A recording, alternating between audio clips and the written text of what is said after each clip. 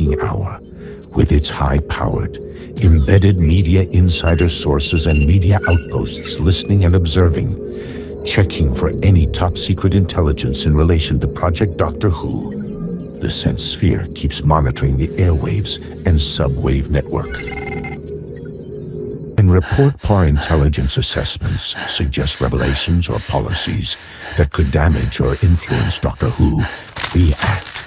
The Sense Sphere sends its top agents into the field to identify, capture, retrieve, and analyze that information. These are dangerous missions, but we do it for the Sense Sphere. We do it for Doctor Who. So tonight we open up the top secret files from our American insider agent who reveals the 2023 BBC plans for Doctor Who. The plans that ultimately Russell T Davies had ripped up. Launch Operation Transparency.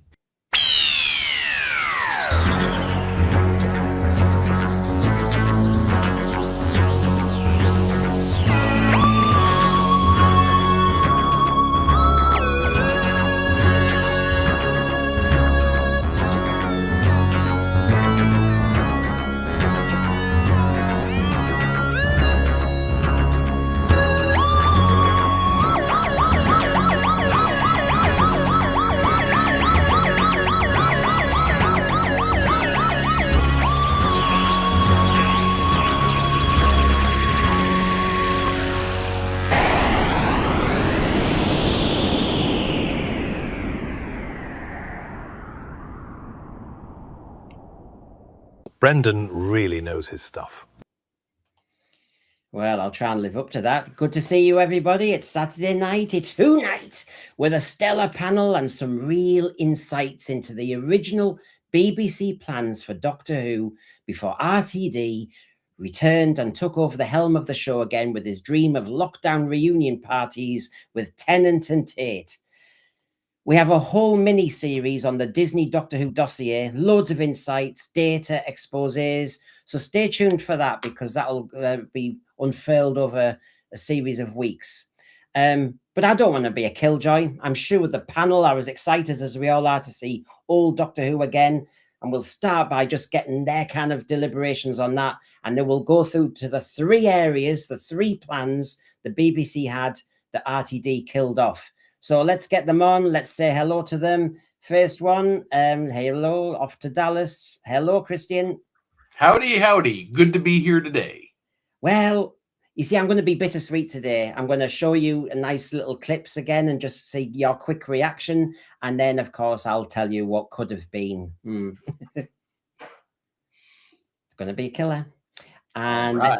let's jump to Dan in Australia. Hello, Dan. Hey, gang. Thanks for having me on, Brendan. Well, we'll mix my first panel with Divining Dragon. Well, yeah, we're mixing detoxes with Who Nighters and all the rest of it. And now we're dabbling with co-streamers. Sci-Fi Chronicles 79. We've got him out of another stream and another stream and another stream. He's streaming. He's got hay fever. Here he is. It's John. Oh, I've pressed the wrong button. There he is. Hi guys, how you doing? All right. Hi chat. Yeah, he's he grabbed me in the time tunnel and dragged me down here to be on the show tonight. So here I am, everyone. Yeah, remember the press scan with the Navy? That's what I do. I kind of, you know. He's Space-time telegraph, mate. Works every time. Well, let's cheer you up, everybody, because obviously the first bit of news, before I go over the bittersweet plans of what the BBC were planning for Doctor Who in just, 3 years ago, we've got this to talk about, surely, for a moment.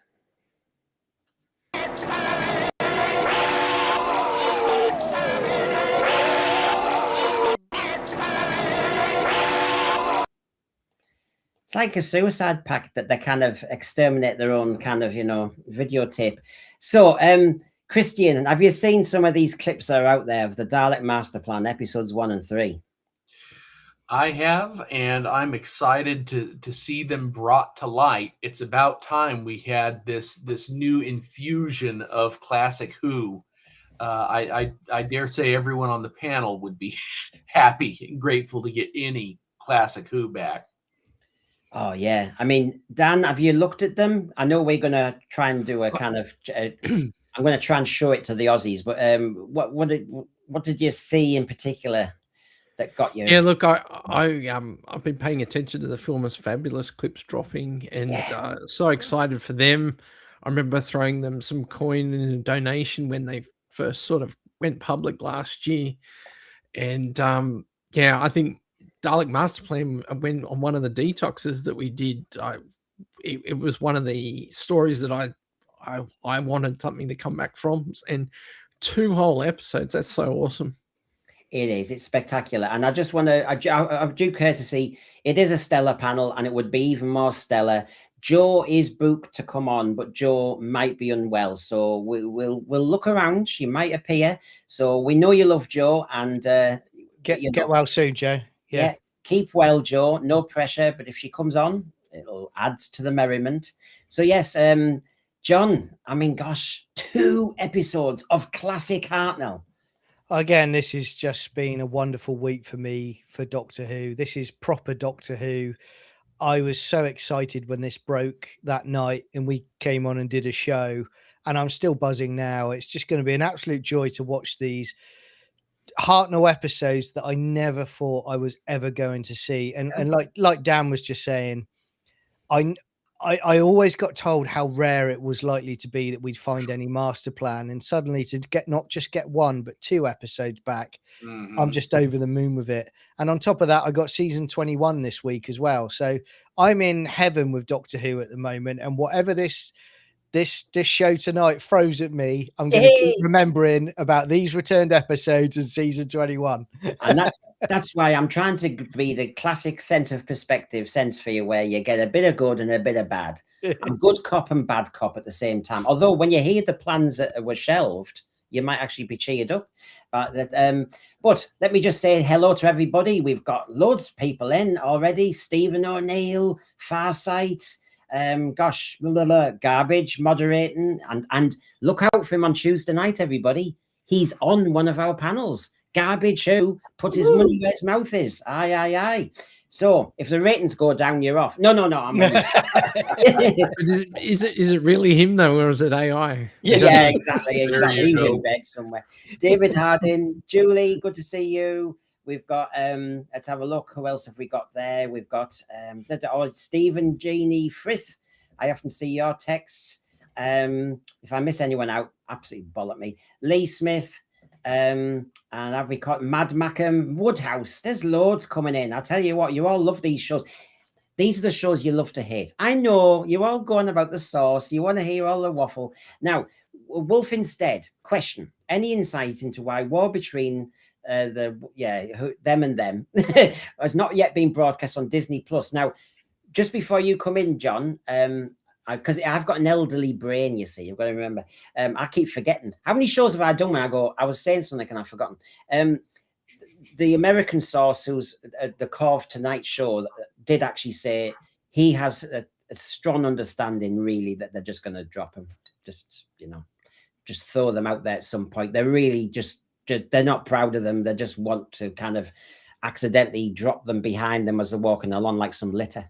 What were you going to say, John? Well, that's exactly what I was going to say. That they're not fans of it. They're reluctant to release it, and they'll do exactly what they did with the Echo series and the Ironheart series on Disney Plus. They'll dump them all in one weekend and get rid of them once and for all. That'll be it.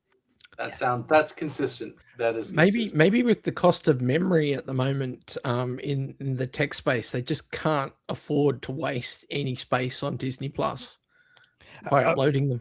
Imagine that though, Dan. Imagine if they actually erased that spin-off series and we got 2 missing episodes of Doctor Who back to replace it. How perfect would that be? Now, Steve N here, but just before you go in, Christian, sorry. Steve N, I have deliberately avoided all the clips. I want to go in completely new to enjoy these special gifts. I will, because we're discussing the BBC plans that were shelved, but I will now and again say, and I'll give you a warning that for the next 30 seconds, I'm going to show some of the clips just to enjoy. So, Steve, just listen carefully, hang around, but I'll give you a warning because I appreciate you want to go in and just appreciate every second. I'll look after those people. Tony Farrell, I saw these as a 4-bit-year-old. Gosh, Michael Herbert said so. He saw the originals. can't wait to see them all again. What were you going to say, Christian? I was about to say, wouldn't it be a nice fantasy if someone had the ability to wave a wand and say, for each one of these atrocious postmodern Who episodes disappeared, they could bring back a missing episode from the original series run until if it's a trade-off, obviously we know what side we're on. Yeah, I know. You could send Philip Morris in to drop off the tapes in yeah, just burying them in a desert somewhere. Right then. Well, knowing that Steve N doesn't want to see clips yet of Dalek Master Plan, I'll like I said, I'll warn you and do them a little bit later. But for now, shall we look at one of the first BBC plans that was going to happen after Power of the Doctor, after the Chris Chibnall and Jodie Whittaker era, and the BBC were just standing on their own 2 feet thinking about this, and then RTD suddenly said, "I'm back, darlings," and that was it. So if we're going to do that, I suppose I need to kind of warm up the senses. Here we go.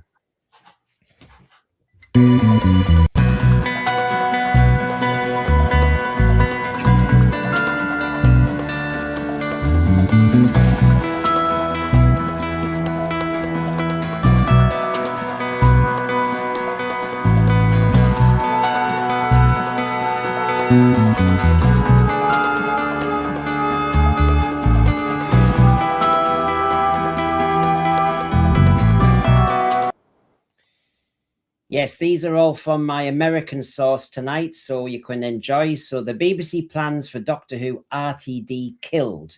I'm keeping an eye on what you're saying in the thread, though. Don't worry. Steve and Jeannie didn't film as fabulous. Say there are no other collections with Missing Who. Negotiations are underway. And look, they've given a press statement that basically officially says they are holding no other Doctor Who's.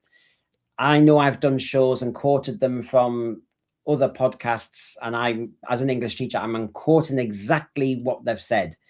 There seems to be a slight difference in what they're saying. I'm not saying anything, but if they want to actually calm the fandom down for a while, yeah, some people are getting on their back. This is a very surely they learnt their lesson after last year. Yeah, yeah. Don't say it until the day before you're ready to drop. So the first one, let's have a look. Here we go. This is just the warm-up act. Here we go.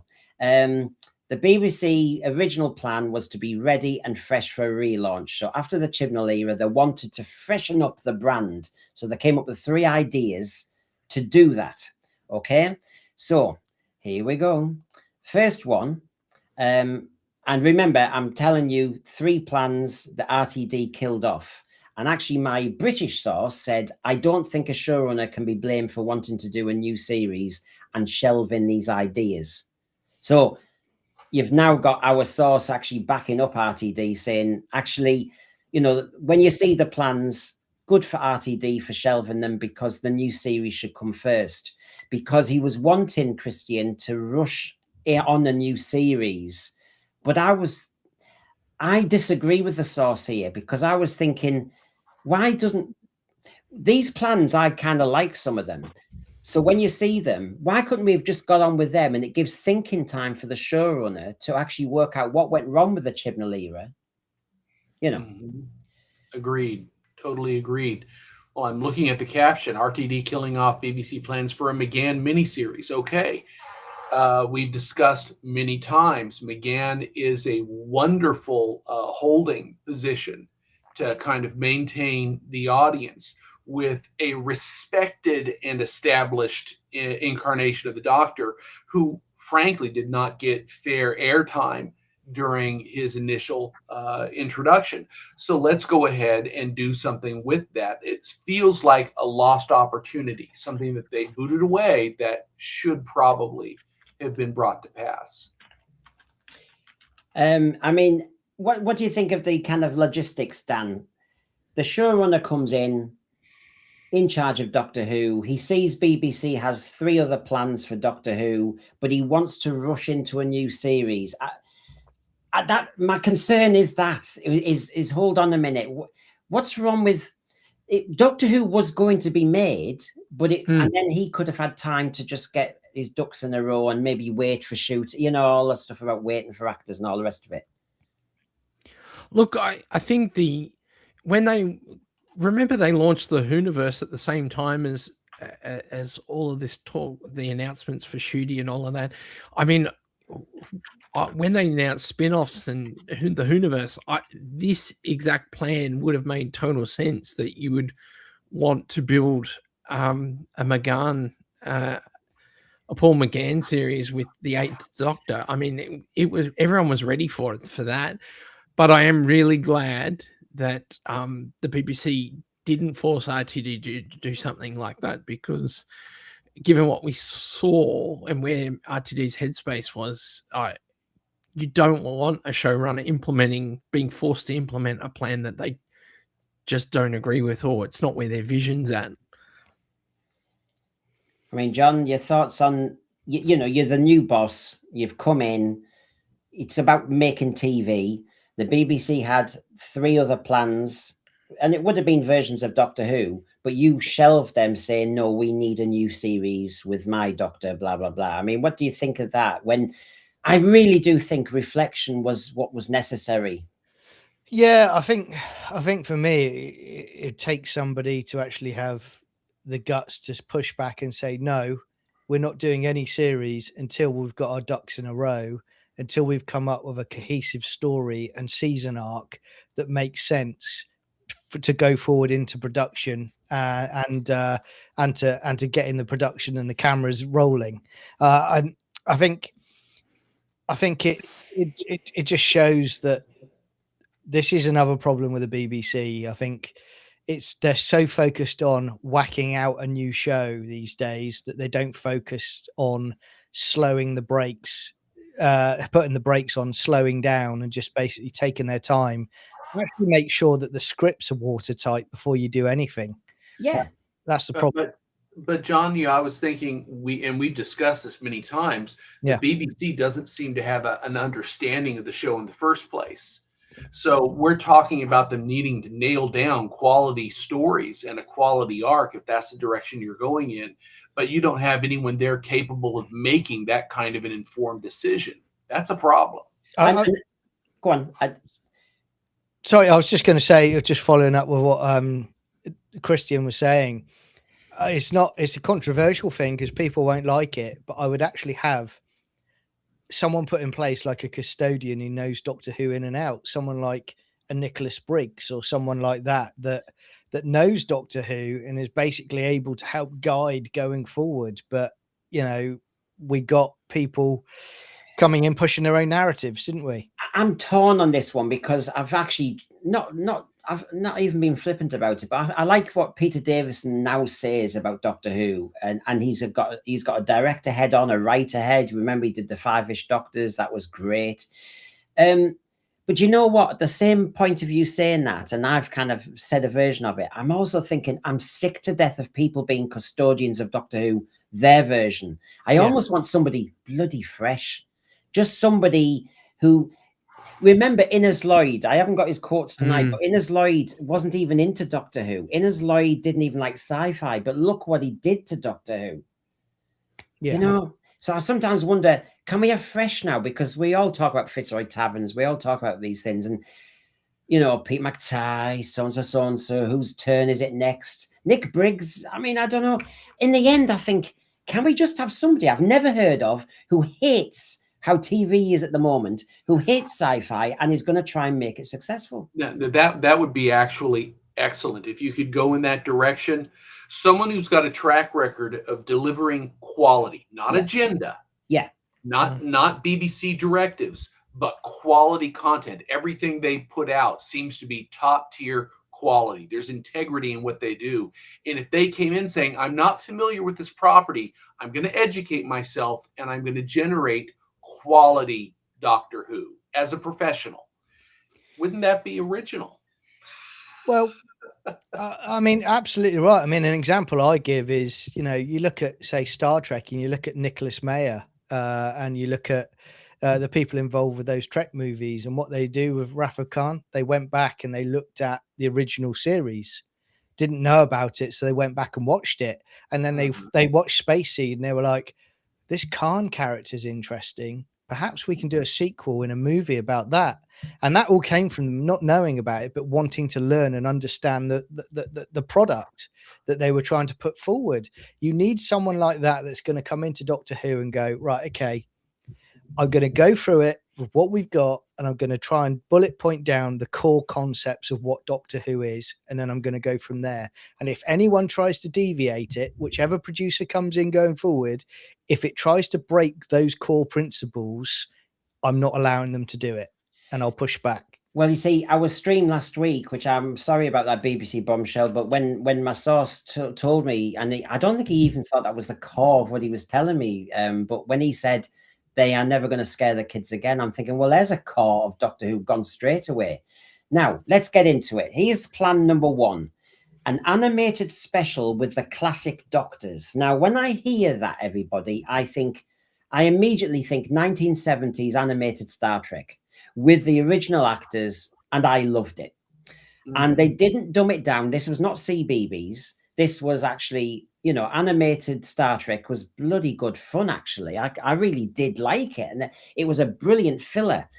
So if the idea was to do something like that, remember, you've had Power of the Doctor, the ratings are tanking, Jodie Whittaker's not really been that popular, the Chibnall era has been a bit dull. It's just all gone wrong. And the BBC are wanting to freshen up. And one of their ideas to fill the airspace for a while was an animated special with the classic Doctors. Now, would you have bought into that, Christian? I would have bought into that. I was a fan of the 70s Star Trek series. The key is to make sure that it's true to the spirit of classic Doctor Who. Whether you do that live action or do it animated, in many respects, doesn't matter as long as the integrity and quality of the story is there. And the audience would definitely eat that up. Plus, you have the capacity, if you're dealing with some of the classic Doctors, to have Hartnell, have Troughton, have those first, second, third Doctor incarnations represented, because we don't have them now. This is a wonderful way to bring them back and still be true to their characters. And I do think that the audience would be receptive to it. Well, Stefan, who's agreeing with John, I'll have to sort that out. Stefan, but who will voice the ones who are not with us anymore? Hartnell can be covered, but Troughton is a very hard one to do. Well, you can say that all you want, Stefan, but what about this then? Here, try this. Hello, thanks for watching. You'll either be angry if you kill me or I'm a genius. No, there's me being cheeky. That's garbage. He threw loads of classic Doctors at me then. But yes, certain ones you can do better than others. Fraser Hines does quite a good Troughton. Yes, and, you know, for me, guys, I want to get your thoughts on it, because this idea sounds exactly like the announcement in the last week or so of the Firefly animated series. They're doing exactly that. They're going back and doing the series of Firefly, but animated. The thing is, it can work, but what I would be inclined to do, and again, I'm a fan of early Big Finish, I would go away and if I was going to do animated, I'd mine some of those Big Finish stories from early on. Wonderful stories. You could easily do those. But, you know, that would certainly fill a slot if that was their idea. Well, I think there's something in it. I do think, look, remember, this strategy is while they're trying to find another showrunner, while they're trying to work out what to do with Doctor Who in the long term, because I think then they thought it needed a rethink. Well, so freshen. Think about this, Brendan. You have 8 original Doctors, one critical story for each one. That's basically an 8-episode season run. Not only by doing that, you give the studio a chance to say, which of these stories or which of these incarnations resonated the most strongly, because that will help guide the direction we go after we get this information back. But you see, the animated Star Trek didn't guide what came after, did it? It was just a filler. It was a nice filler, and it was bloody good. I would have liked them just to have done this, and it doesn't link with anything. It's just a filler while they're buying time, Dan. Yeah, look, I prefer what we got with the 60th than say something like this. The animations, you know, I'm not against the animation project per se, but to me that would be very much a side project.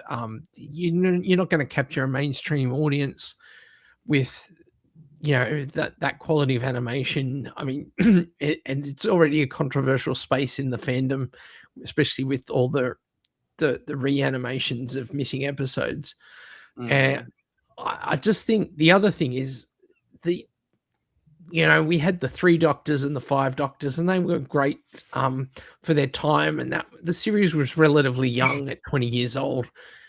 You know, now that we're at the 60th, 50th, and 60th, I think, you know,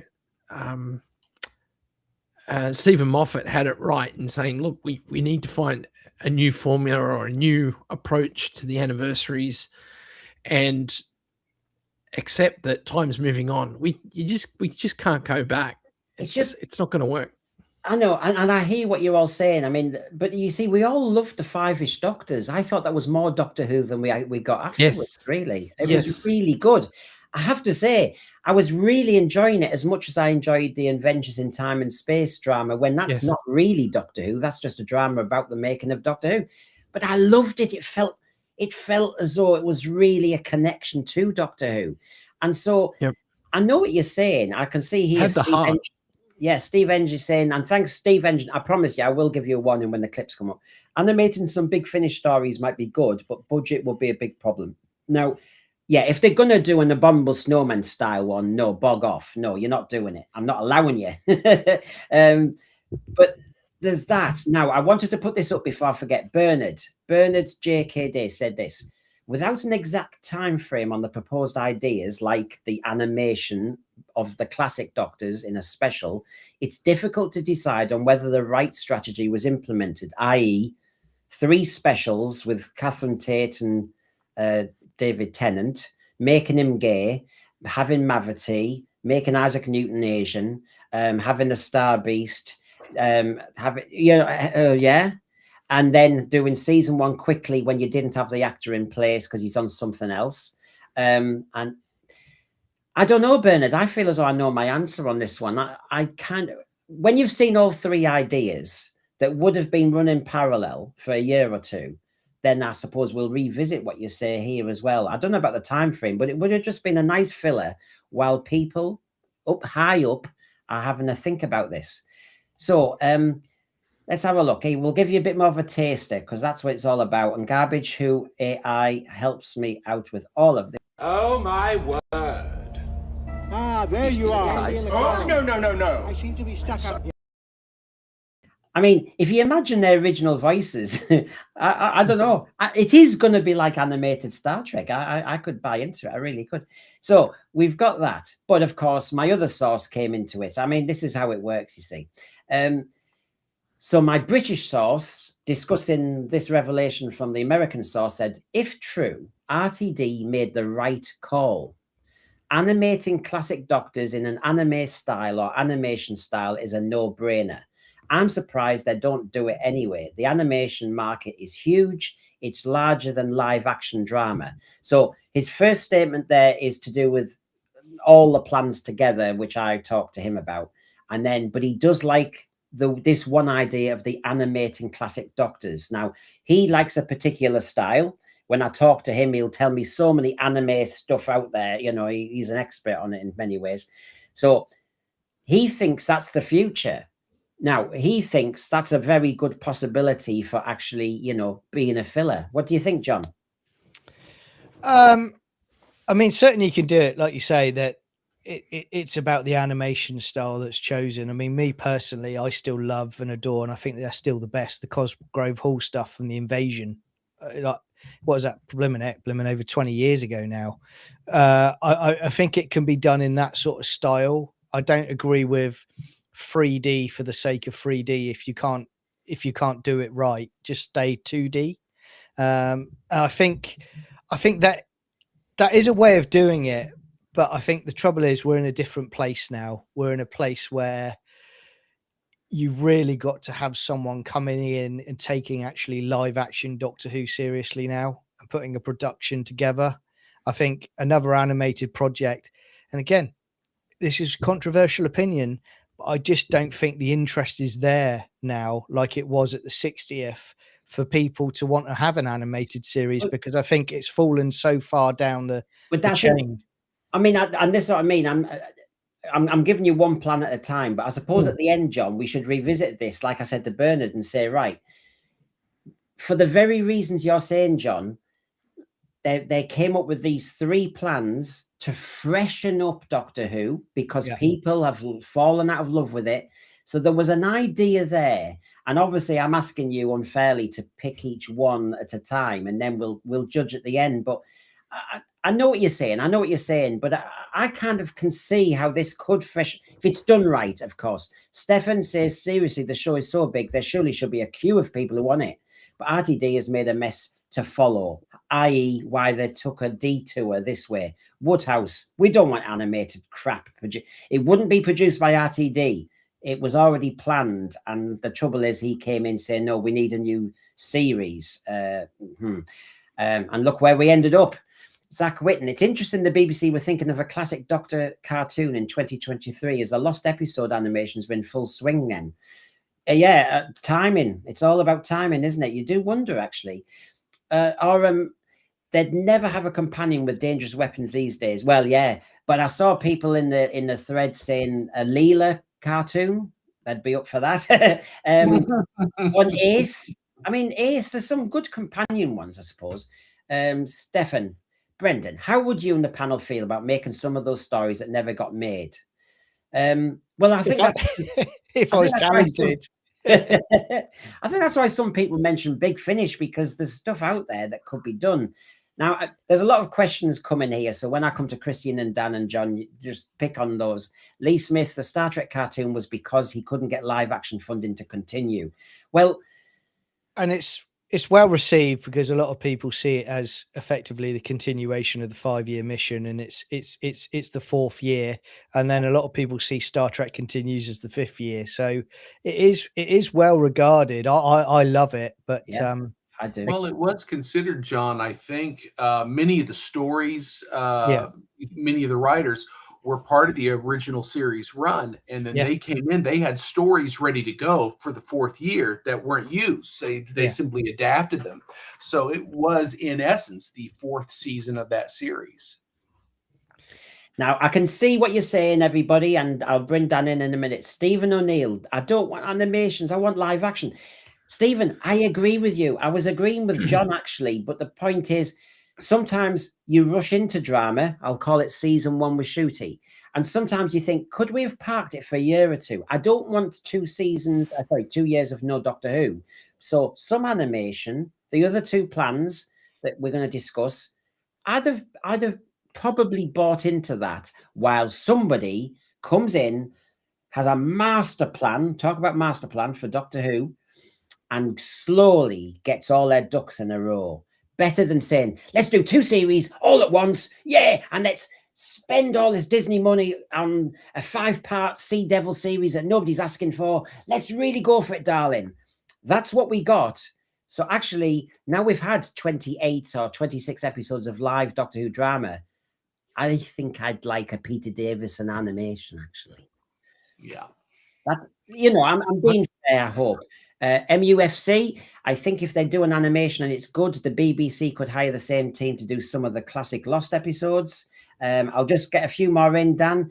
With AI improving, I suspect fans are going to start animating some parts of the Big Finish audios. Well, it's very possible, but although they get into trouble sometimes, that's Thundercat there. Lee Smith, I think by you saying that, I think you like the idea of animated Doctor Who. So does my source. Mr. Matt, just do an AI Doctor Who. It can look great, and we've all got the actors plus some voice artists who can cover the Lost Doctors. Talking of AI, we've got a show on Tuesday about that, everybody. Look out for it on 7 p.m. I've got 2.5 panels of people. Oh, yes, loads of them give their opinion on AI in the Blu-rays and AI in Doctor Who. So you can really enjoy that.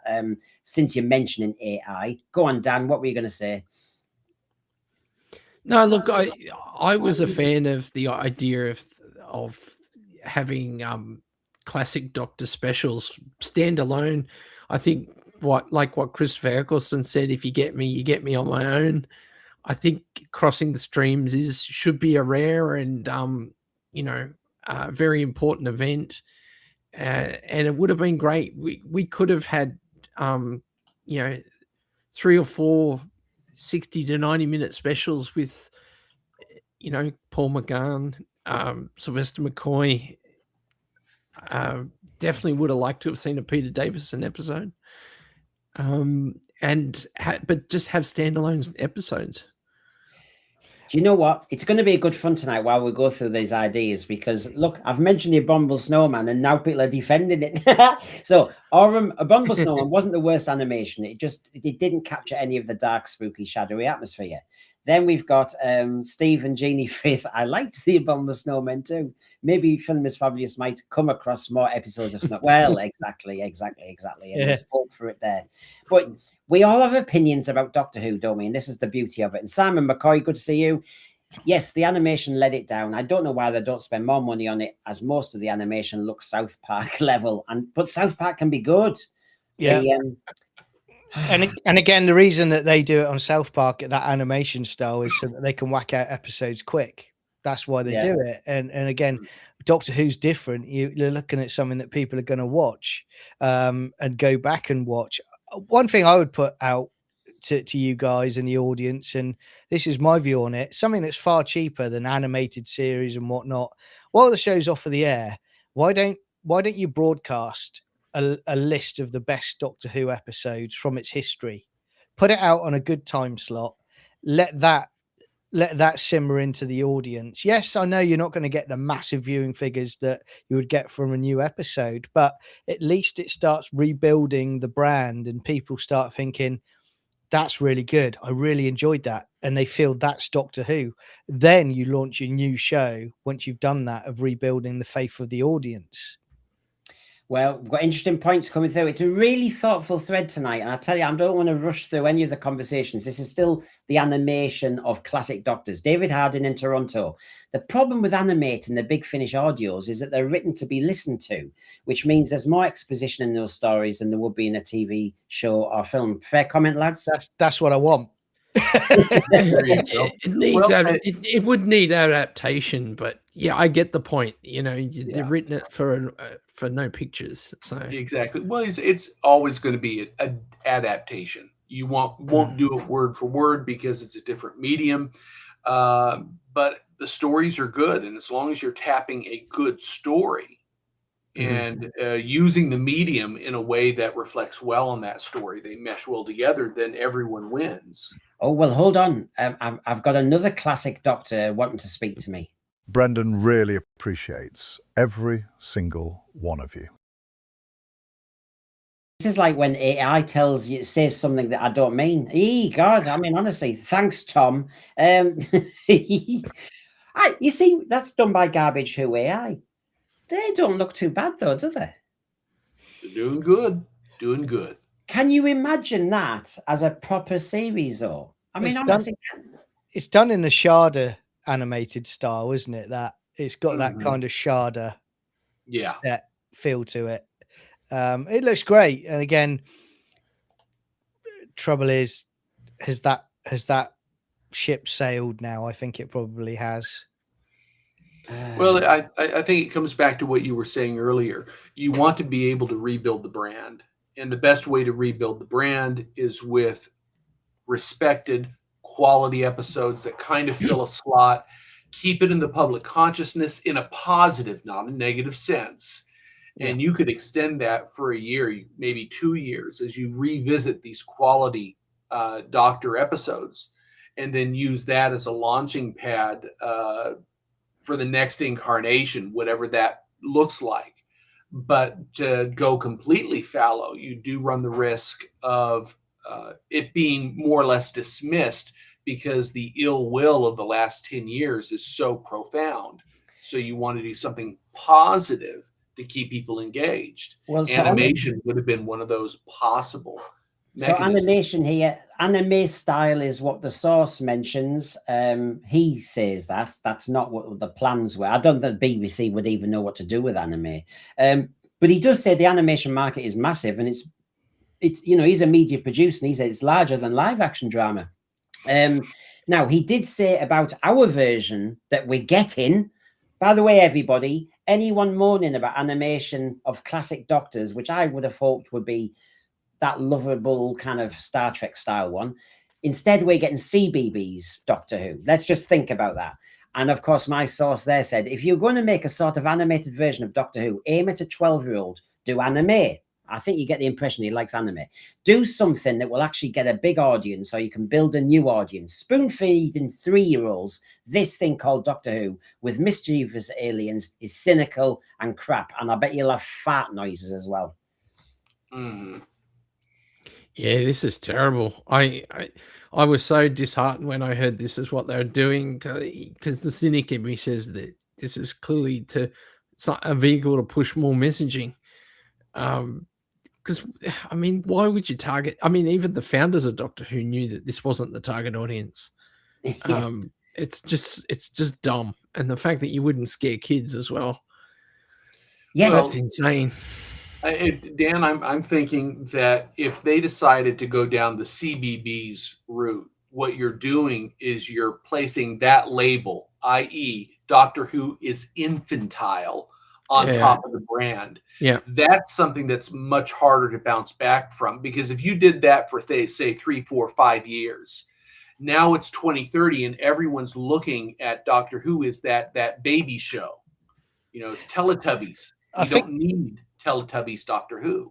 I think I agree with Dan on this 100%. I mean, it's sinister that they want to push the message onto kids. I mean, I was with my 2-year-old great niece. I was watching CBeebies a bit ago, and while we were watching it, there's a cartoon on aimed at her age range, and it's got a trans lion in the episode, or tiger. And again, we changed the channel straight away because I thought I'm not putting up with that. But that is why it's being done. It's to indoctrinate. It's not to educate, and it's not for entertainment purposes. It's indoctrination. The other thing I would say as well is it speaks to me again that the people in charge of commissioning Doctor Who or other programs don't have a clue, because their mindset is not only the indoctrination. They think, oh, a show aimed at small children is going to suddenly make them grow up and want to watch the live action series when we come back with it. It doesn't translate as that. What the basics are is you make a good quality live action prime Doctor Who series, and people come to it and kids come to it from there. You don't need to start on popular series. And by dumbing it down, you've actually lost the essence of the show. Yeah. I mean, I'll controversially say, surely the essence of Doctor Who in 1963 was you had a very alien, quite a cold Time Lord. I know we didn't know he was a Time Lord. He didn't care about the companions. He was more bothered about seeing the city. He grew to get to know Ian and Barbara, but he quite happily is doing his own thing, and that's why we loved it. Now, when you do a CBeebies version, surely you've lost all that, because he has to be a nice little bloody, cheerful kind of eccentric, and then you've lost what Doctor Who is. To us, we wanted that asexual, sometimes called, like in Pyramids of Mars, Doctor. Well, again, just jumping in there quickly, guys. I mean, again, this is the whole lot of people out there that, fans, where they go, the Doctor is love. That's an absolute BS, quite frankly, because if you watch the classic shows, you're right. Pyramids of Mars, you just said there, Brendan, about the example where he doesn't care that someone's been killed because he's trying to save the whole planet. You got the first Doctor in the very first episode. He's contemplating stoning a caveman to death because all he's thinking about is for him and the other companions to get back to the TARDIS, and he was slowing them down. That's not a Doctor about love. That's a Doctor about doing what he needs to do to survive and to save everybody. And he grows as we go along. But this is the trouble now. It's been twisted into this dubious moral area where the Doctor's love all the time. No, it's not. The Doctor's there. He doesn't care about any of our nonsense day to day. He's all looking at the bigger picture and saving everybody. That's it. and he's off. Well, I mean, if go on, sorry, Dal, just get this out. no, Sorry. I was just going to say Dalek Shalom, the Japanese anime. There's great Japanese Doctor Who style anime by a very talented anime artist, and I just can't think of their title, but I'm sure everyone's seen it because it's been out there for nearly 20 years, I would imagine. It's great.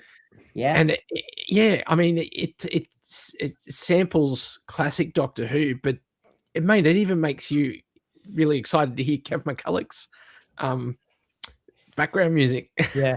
I mean, on my kind of education in anime, you can make it dark, you can make it creepy. And so as Simon McCoy's saying here, you know, make it creepy, make it good looking in style and not cheap over bright dross. Well, that would be anime, actually, anime Doctor Who. So I do see where the source is coming from in that suggestion. Squinty Mint, I've been dabbling with AI videos, and so I'm going to be doing my thing. We look forward to it because I think it's nice to see fans making stuff. Farsight, I would have loved one-off episodes of the Daleks, the Cybermen. Well, it's going back to like TV21, isn't it? It's going back to all that. There's possibilities there. But I can see, I mean, I'm not surprised that the Thread are not happy with what the animation we're getting. The CBBS Doctor Who animation shows me that the Beeb don't care about the show, just milking the franchise, as John's saying, really, with a message. MUFC question, would you have an animated Doctor Who that goes into the sci-fi, or would you go with historical stuff? Well, you know, MUFC, you know the answer to that. We've had horrible histories where they do a very strange political revisionism of our country. I'm a qualified history teacher too, and I'm going, oh my God, this is not the history I was teaching until about 20 years ago when it all went, you know. Imagine Lou Carotti now being told that he had to write that into one of the Aztecs or Marco Polo. You know, he would just go, well, sorry, I won't write it. Yeah. You know? Or the Crusades wouldn't get made now, would it? Yeah, exactly. But look at. I mean, we're talking about Master Plan because it's of it coming back. But I mean, it's epic. It covers time and space. It has a whole world building thing going on. It's got penal planets. It's got, you know, governments and parliaments. I mean, it's Star Wars before there's Star Wars. Yeah. And not only that, it's not talking down to anyone. You know, Terry Nation from Mission Unknown onwards is stacking bodies everywhere. I mean, you know, there's stakes. No one comes back from the dead. There's no participation trophies.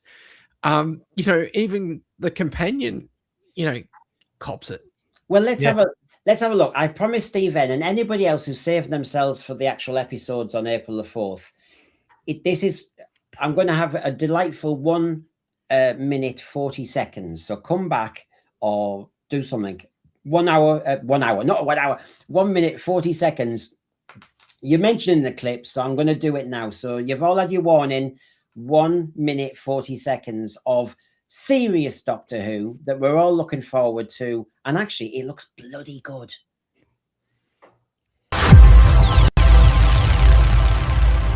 Lost Doctor Who's. Very few people have seen this in this universe. Strange indeed. Daleks! Inform base security.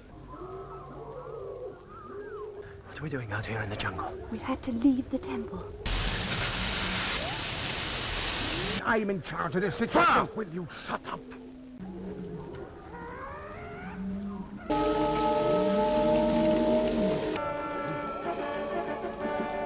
So the meeting must start soon. I wonder where we are. All I have to do is to get through that jungle and... What is it you want? The key. Give me that key or I'll kill you. Is this the solar system? Strange indeed. Space Vessel 111. I will await our guest here. Daleks! I said, what's the matter with him? The doctor says he's poisoned in the blood. Tablets in the pouch of my belt. Give him 2. Makes your eyes feel strange even with these on. You realize that very few people have seen this? We have the terranium, so for the moment we do nothing. Dear young man, you ask so many questions. Yes, so many questions, and we're going to get the answers soon. I prefer that to any animation, clearly. But you can imagine if you could hear a virtual Hartnell-esque voice on an animation, I'd go for it. But I wouldn't go for this. And as my media insider called it, oh my God, it was the CBB's suggestion is a bastardization of the show. And he really, really was strong on that. And this is where he said it. The audience that they're pitching it has no idea what Doctor Who is. I mean, they don't watch it. They've got no conception of what it is. They're pitching a show for 3-year-olds with mischievous monsters. That's nothing to do with the show. It's a bastardization and a misunderstanding of the franchise in the same way as Russell's is. And I liked, just before we move on to Simon McCoy's point, he was 5 when he first saw Genesis of the Daleks. So you're just a little bit younger than me. And as you said, it was intelligent. It made you think. And surely that's what any decent civilization aspires to with their youth, to make them think, to make them ask questions, not give them, cuddly monsters and all the rest of it. I mean, what world are we in, honestly? Well, it's all about taking away the stakes of the show. The show should be thrilling. And if you're going to infantilize it, the only reason to do it the way the BBC is operating now is to push an agenda, to push messaging. So it's a form of indoctrination. And you basically take all the stakes out of it. It's probably one of the worst bastardizations, as they're saying, of the show that they could probably create. Yeah. PB, I'm noting all opinions. So this is BBC plan number 1. Doctor Who is not an anime show, though, Brendan. Let the Japanese make all the anime they want, but not in Doctor Who. So you're putting your line in the sand there, and I take that as a hint. Can I just say as well about those wonderful clips you just showed for about a minute about Dalek Master Plan? I would argue at the moment there's more excitement in a week of those being announced than there has been in the last 5 years of new production of Doctor Who. And that's because they are wonderfully written stories. The scripts are tight, the acting is tight, and they've got a limited budget. A good production team today, I'm not talking about them being perfect, but you're meant to build on that wonderful legacy that's been created. And instead, they haven't. They've decided to alter it and bastardize it into something that is just not Doctor Who. And until they get back to, as Dan, I think you were saying it earlier on, respecting the franchise as it is, Doctor Who in essence, we're never going to get to those levels again, because it's pure indoctrination, not sci-fi adventure like we got in the past. So that's idea number 1, BBC plan for Doctor Who. So that was shelved. So no classic animated doctors. Right. Okay, then. Plan number 2, lads. Here we go. So what about this? This is while they're finding a new showrunner and where they want to freshen up Doctor Who. Plan 2, as well as the animation of classic Doctors, was a remake of missing classic serials with a new cast. Okay, now I can see you pondering, Christian. Marco Polo was an example.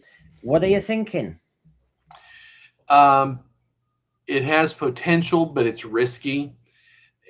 Only in that I'm so used to not trusting the BBC to do something like this with integrity.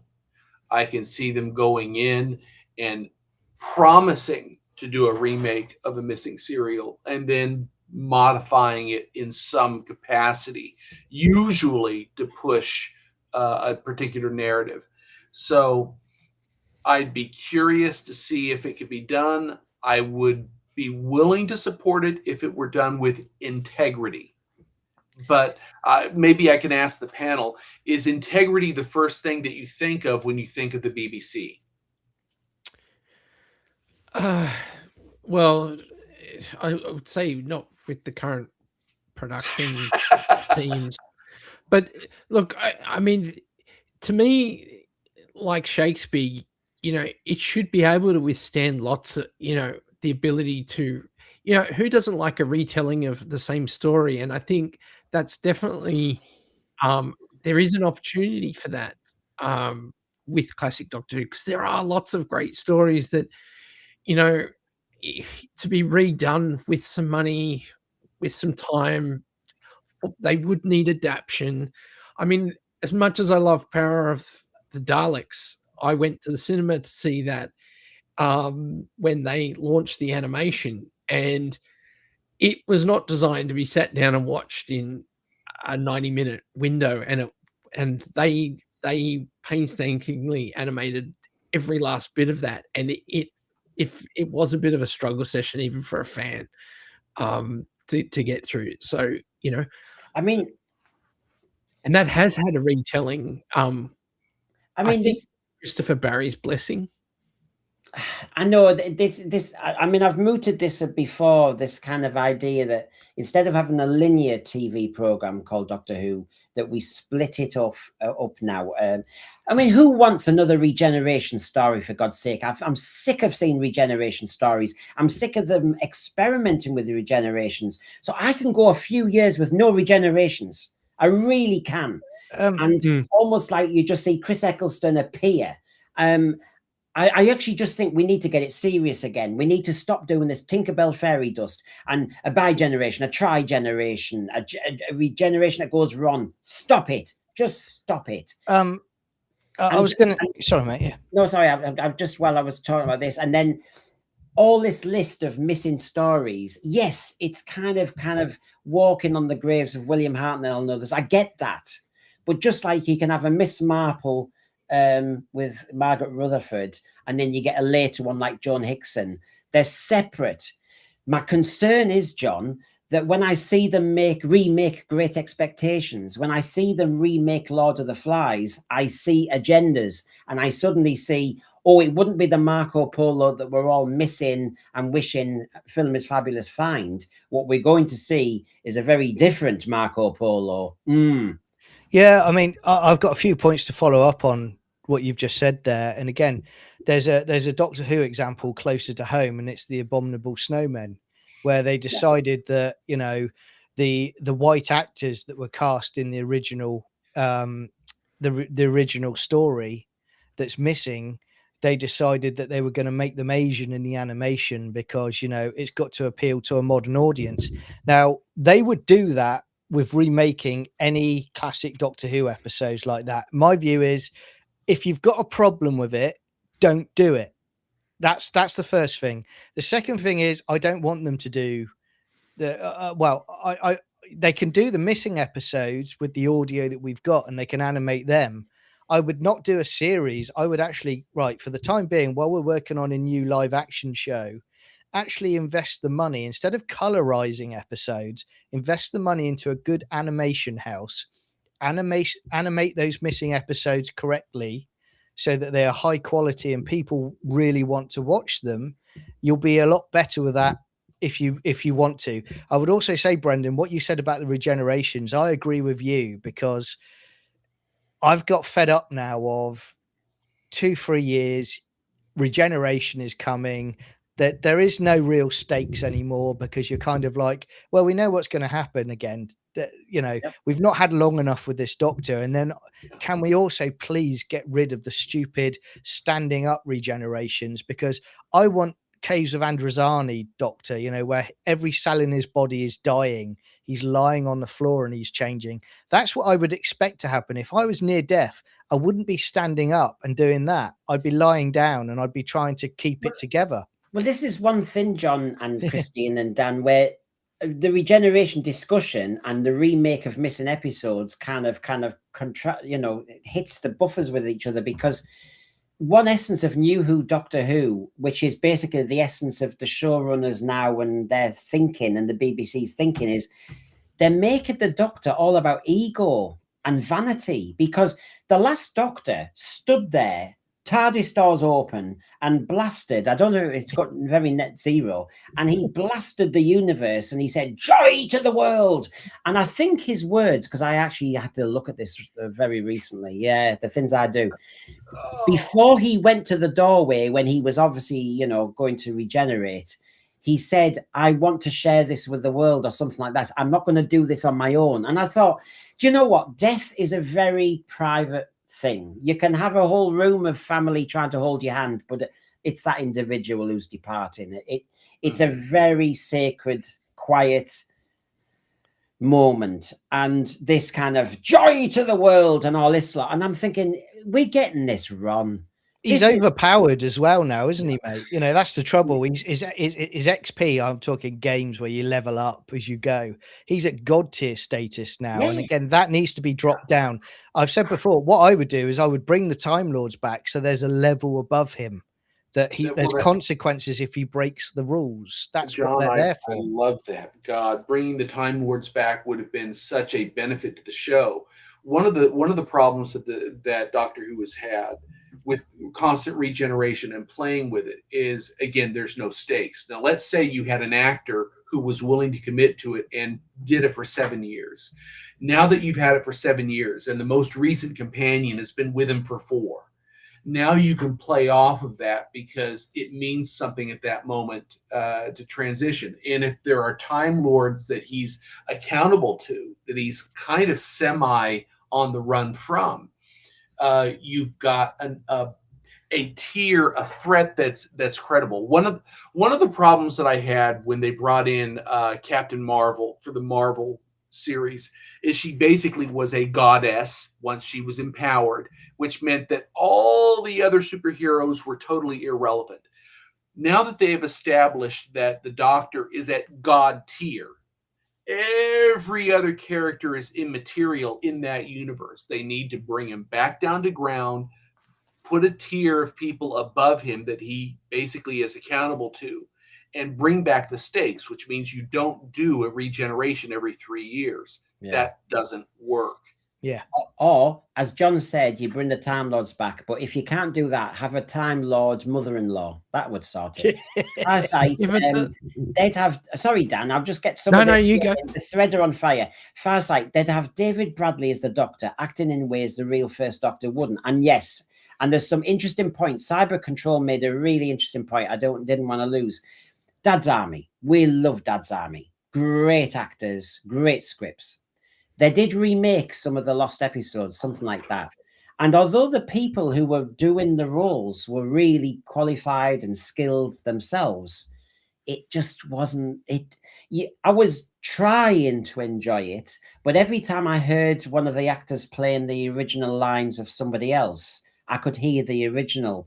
And so I think I'm aware of that. Cyber Control, that's a really insightful point, because while I'm trying to be open, because I am a Doctor Who fan, the thought of seeing a First Doctor script and somebody very different from William Hartnell, it's going to be very interesting as a concept. So maybe, again, it's one of those that should have been kind of poo-pooed. Do you know what I would have been open to on that is, like, if a bit like Shada, where they have a twist in time and like the 8th Doctor comes back and runs through the events of Dalek Master Plan as the 8th Doctor. Yeah, that would be cool. Yeah, I agree with you, because again, when I saw someone in the chat earlier saying about, oh, you know, the animation previously I think wasn't great. I love that Shada animation from 20 odd years ago. I constantly go back to it. I think it's really well done. And I think that was, correct me if I'm wrong, Dan, but that was Big Finish, wasn't it? They were involved with that one, weren't they? The audio and the animation at the time. I think so. It was around the time they were doing Scream of the Shulker and all that with the web podcast. Cosgrove's Pool and yeah. Nigel, I will be honest, as a Doctor Who fan, wanting Doctor Who to come back on the telly, I tried to watch them and it didn't work for me. Stephen O'Neill, they remade scenes from the 10th Planet in Twice Upon a Time. Yes, I shared these with Philip Morris because his favourite cliffhanger was the 10th Planet Part 4, one of his cliffhangers. So when I put all that together, I put some of the New Who remade footage, which actually, in essence, again, everybody, you're educating me tonight, because actually, while I'm busy getting ready for holiday, oh my God, I wasn't too sure about that. Yeah. How did you all feel when you saw Thrice Upon a Time and you saw Polly and Ben as somebody else in the first? Oh, yeah, I don't know if we can do this. I coped with it. I kind of just let it slip past, really, and then got on to the rest of it. Because they weren't anything at all like them whatsoever. And I kind of moved forward from it. So yeah, don't know what everyone else Because thinks. there was that famous one. Oh, sorry, Dan. I know we keep cutting them, but that moment in 10th Planet Part 4, which we don't have, but we've seen a little clip from those rare little not telesnaps, but you get a little bit of footage where William Hartnell walks or stumbles towards the camera and goes something like, "It's over now," or something like that. And it's a really dramatic, grim moment when you realize, oh gosh, this is just before the Doctor regenerates. And then when they did it in Thrice Upon a Time, you were watching it, and of course it's all very clean and all the rest of it. I do think it's just like walking on somebody's grave. I think it's too. And so this is interesting, because actually the original idea of the BBC was only the missing stories to remake. So they're assuming we may never find them. Now, that's before Film is Fabulous really got their act together and appeared. So what do you think, honestly, as an idea, that the Doctor Who fans will never see the missing episode stories? We don't think it's going to happen. This is 3 years ago, everybody. Don't panic. Let's remake them. Is it like a gift to the fans? I would rather see readaptation, like a complete adaptation of the original stories for not for a modern audience, but with modern production values. That I'd rather see a reinvention or retelling rather than some sort of pale imitation. I personally never want to see a remake of, say, something like Talons of Weng Chiang. No, those shows, to me, that it is Tom Baker. It is, those actors are those characters, and it wouldn't work for me. But if we've got lost stories that we desperately want to see, I've got the novel. I don't even think I have a clear idea of what the Dalek Master Plan is, because I got the John Peel books behind me. I don't think I've paid full attention to the audio recordings. If you're going to remake it, go all out and remake it. Yeah, but you've got to imitate it. You've got people like this. Oram says, because he's linking with John's point about the regeneration standing up. RTD says he found the lying down regenerations boring when he was a kid. He's an idiot and always was. Well, let's go back to my point about death being a sacred moment. If you ask your granny, stand up when you die, will you? Because it's too boring, this. Exactly. Honestly, it's just stupid. Can I ask you guys a question, and people in the audience a question? I seem to get this view for the last how many years now with Doctor Who, that the production, BBC, seem to be thinking about, we need to do this because we need to get a new audience in, or we need to get younger people into Doctor Who, which is nonsense, because I'm just going to describe how I got into Doctor Who. My parents sat me down in the 80s and I watched a Peter Davison story, and I carried on watching it and I was hooked. Then they got me the VHSs when they were released. And after that, do you know what I did? I started seeking out and asking for the black and white versions that were available. I didn't care that they were in black and white. I just wanted more and more Doctor Who to watch. So if you make good stuff, people are going to seek out automatically the other stuff. And again, you don't need to do tweenies or kids, toddler shows or anything like that. Just make the main show good, and people will branch out from there. Think of Stranger Things. They're not trying to dumb down the kid. We know this. You know this all the time. We said it the other day and last week, actually, that kids want to step up. No, you're going to bed. This is too serious for you. This is too scary. You are aspiring to be allowed to stay up. You are aspiring to be a bit older. That's the essence of growing up. Are these showrunners mad? Do they understand their audience? They say, I want to find that audience. I want that audience over there. I want to buy that audience. Excuse me, as John said, and I think we all agree, good scripts, good stories, take it so seriously that some people might be triggered. Oops. Some people might get upset. Who cares? Some people might get scared and have nightmares. Whoopee-doo.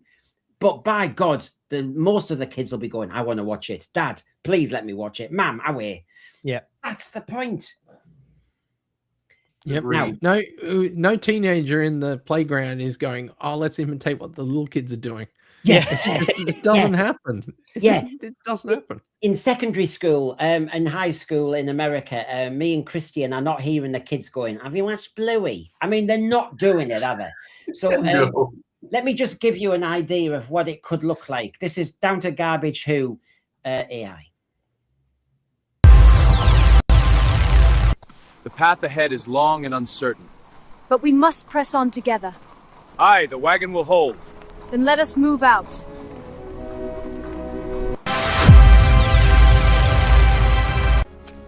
Watch your step here, it's uneven. I see. The rocks are getting larger. Look there, a passage in the wall.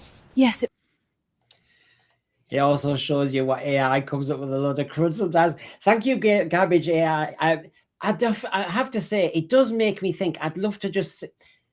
I think what I'm wanting is I'm wanting to see those beautiful photographs move. And that's what Garbage was giving me there, with some strange voices. But you think, I know. But while we came up with this idea, as in we're discussing this idea, this is what my British source said when I told him. The general public doesn't know what that is. Marco Polo as example. They don't know these missing stories. And to be honest, neither do we, because we haven't seen it. So in other words, it's a non-story. Don't do it. Can I counter that? Counter. Well, the 2 episodes that have been returned this week would argue otherwise. People have never seen that, but look at the publicity for it. Look at the excitement to watch them at Easter. That says everything you need to know. People are realizing, hang on a minute, there's some Doctor Who, which is proper Doctor Who, that nobody's seen since the 60s. They're Dalek stories, and we're going to get to watch it. Fantastic. That's the mindset of a lot of people. I've had people that aren't Doctor Who fans saying about how they're going to watch it at Easter. You know, it's like people are talking. It's William Hartnell, and it's the Dalek. It's handy that it's a Daleks. I think that helps as well. Yeah. I don't know if that proves your point, John. I know what you're saying. But he's saying, the British not a boring historical. Yeah, the British public they don't know what this Marco Polo story is a thing. And since we're never going to see William Hartnell in it, I'm just saying that as an example. That's how the BBC were thinking. Then they can remake it. Whereas you're saying the Daleks master plan, the 2 episodes recovered, but it does have William Hartnell in, and it does have the original Daleks in. So basically, everyone's going, hey. And authenticity is great, and it is a great historical find. I mean, when I told my parents on Friday, they hadn't heard the news because they're just normal British public. When I told them, they were going, right, so, they were just level. So, right, and I said, it's William Hartnell. It's William Hartnell. And Mum said, well, when was that made roughly? Because she doesn't know it was 63 it started. And I said, it's from 65. And she was going, way back then. And then you can see the British public will take weeks to get excited by this. Whereas the Marco Polo thing, when will that ever gain momentum, John? Well, I would also add up my comments by saying, look at 2013, look at Enemy of the World, look at Web of Fear. They aren't with the general public a Dalek story, but it went massive back then in 2013, and it was topping charts on iTunes. So Doctor Who fans alone don't make that top a chart. People buying it to watch themselves who aren't Doctor Who fans help to do that. So I do think that if you say, all right, missing episodes of Doctor Who are back, I think that the buzz is there, and I think that will happen. I think there's more buzz for the classic stuff being found and people being able to watch it than there is for a new production of Doctor Who at the moment. I agree with John. I think if you promote it properly, the interest will be there. People may not understand, oh, this is Marco Polo. This is something we have not seen. What is it? Because it is Doctor Who, and it is classic Doctor Who. As soon as you start putting that out there, and there are marquee posters here, there, and everywhere, and there's periodic advertisements on television, people will catch on quickly. And the interest, I think, would jump. It's just we were so lucky when Mark Gatiss made the Adventures in Time and Space. It didn't feel woke. It didn't feel as though there were agendas going on. I felt as though that was pretty kind of on the money. And therefore, I really do love it. I mean, I have such a bond with that program. I could watch it a lot. Yeah. It really, I know, it just does something to you, doesn't it? And I actually really, really feel sorry for William Hartnell. You're watching somebody lose his job. It's horrible. It's a great, great drama. So the Marco Polo script we know is a good one. So I think what the source is trying to say is, if we were never going to see how William Hartnell and Chesterton and everybody delivered their, William Russell delivered their lines. I know we've got the audio. Then it's got more free reign, I suppose, in a way. But the thing is, none of us know what we've missed. Does that put us in danger, John, Dan, and Christian, that any new producer might then take it in a different direction because there's nothing to measure it against? I'm more worried that the current, if you look at the last, since 2017, so almost the last decade of Doctor Who in recent living memory, it would be a terrible thing for people to base any new Who or further new Who on the last decade, because we talk about, they should have taken time to sit down and figure out what worked and what didn't work from, the Jodie and the Chibnall era. And a lot of us were thinking, maybe naively, that RTD was coming in to right the ship. And, with hindsight, it looks like he doubled down on everything that you wouldn't want someone to do. I don't think any of us, if we'd known what was going to play out, no one was asking to go back into old storylines. No one was asking for Jodie to reappear at the end of Ncuti Gatwa. I mean, that, to me, there should be a ban on any double Doctor or multi-Doctor stories from here on in. And a ban on going back to old, maybe the old 3 classic enemies. Everything else should be off the table. And it's also making me think, what's wrong? Okay, they don't want to scare the kids ever again, but I think we're forgetting, when did we last see a proper adventure story, an epic adventure? Because Marco Polo, as an example, is a real adventure. Simon McCoy, Simon McCoy, yes, you have got on the screen, yes, and I love your YouTube comments. So yeah, I do note you, and remember, I've asked you on. I can remember hiding on the stairs as a child, sneaking a look at the Pertwee era still after my parents chased me to go to bed. Who sat on the bloody stairs? I loved sitting on the stairs, sneaking down in your pajamas, and your mum and dad are entranced by something on telly, and you're sat on the stairs listening, hoping the door's a bit ajar. The great 70s. Can't we please have them back? I loved that. And as soon as they went to the toilet, you ran like the clappers up the stairs. And of course, you had to do it without falling, tripping, or anything else like that. Did anyone fall asleep on the stairs? Oh, no. I remember several occasions being scared of like a monster or something in my room, and I didn't want to stay in my room. So they would tell me to get to bed, but out of fear, I would sit on the stairs just by the lounge, as close as possible to the parents without being told off, because I didn't want to go back upstairs. That was normally just after I'd watched the Doctor Who. Yeah. And remember when you were so young that you sometimes heard the Doctor Who music, but you were actually in bed. Oh, just when you were too young. Crimpling Doubloon, I used to hide not behind under the sofa until the giant spiders came along. Then on the sofa was far safer than under. Yeah, the spiders might be under the sofa. Oh, what memories of the giant spider jumping on Sarah's back. I remember bricking it as a kid. That was a one, wasn't it? I mean, God, your imagination ran riot. Absolutely. And remember, talking about regenerations, John Pertwee returned to Earth, stood up, collapsed. And then he was so ill, he needed Choji to help him along. You know, none of this joy to the world. It's all about me. Hiya, Liz. Hiya, Brigadier. I've just done a world tour and I've popped in and seen Joe in Peru. And now I need to do my death scene. No, none of that crap. I mean, that's what I mean. I'm just shocked. Brendan, can I ask a question about the BBC in the UK?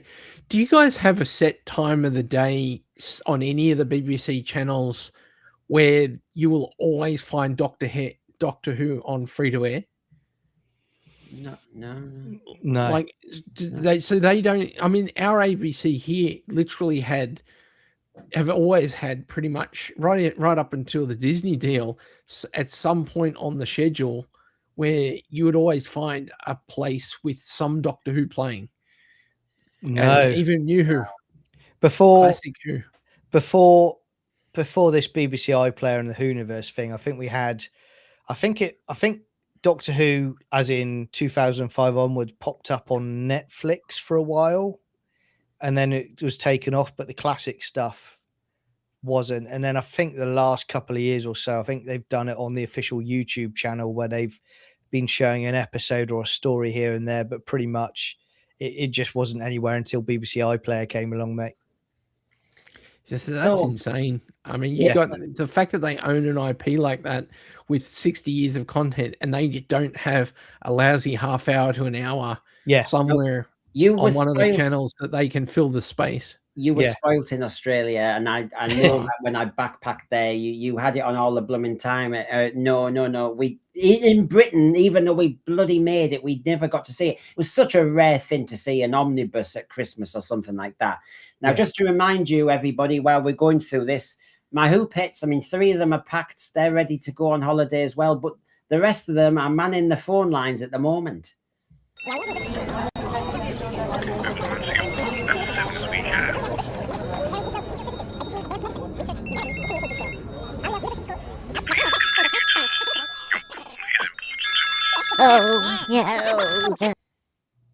Yes, for the Who Pet Slush Fund.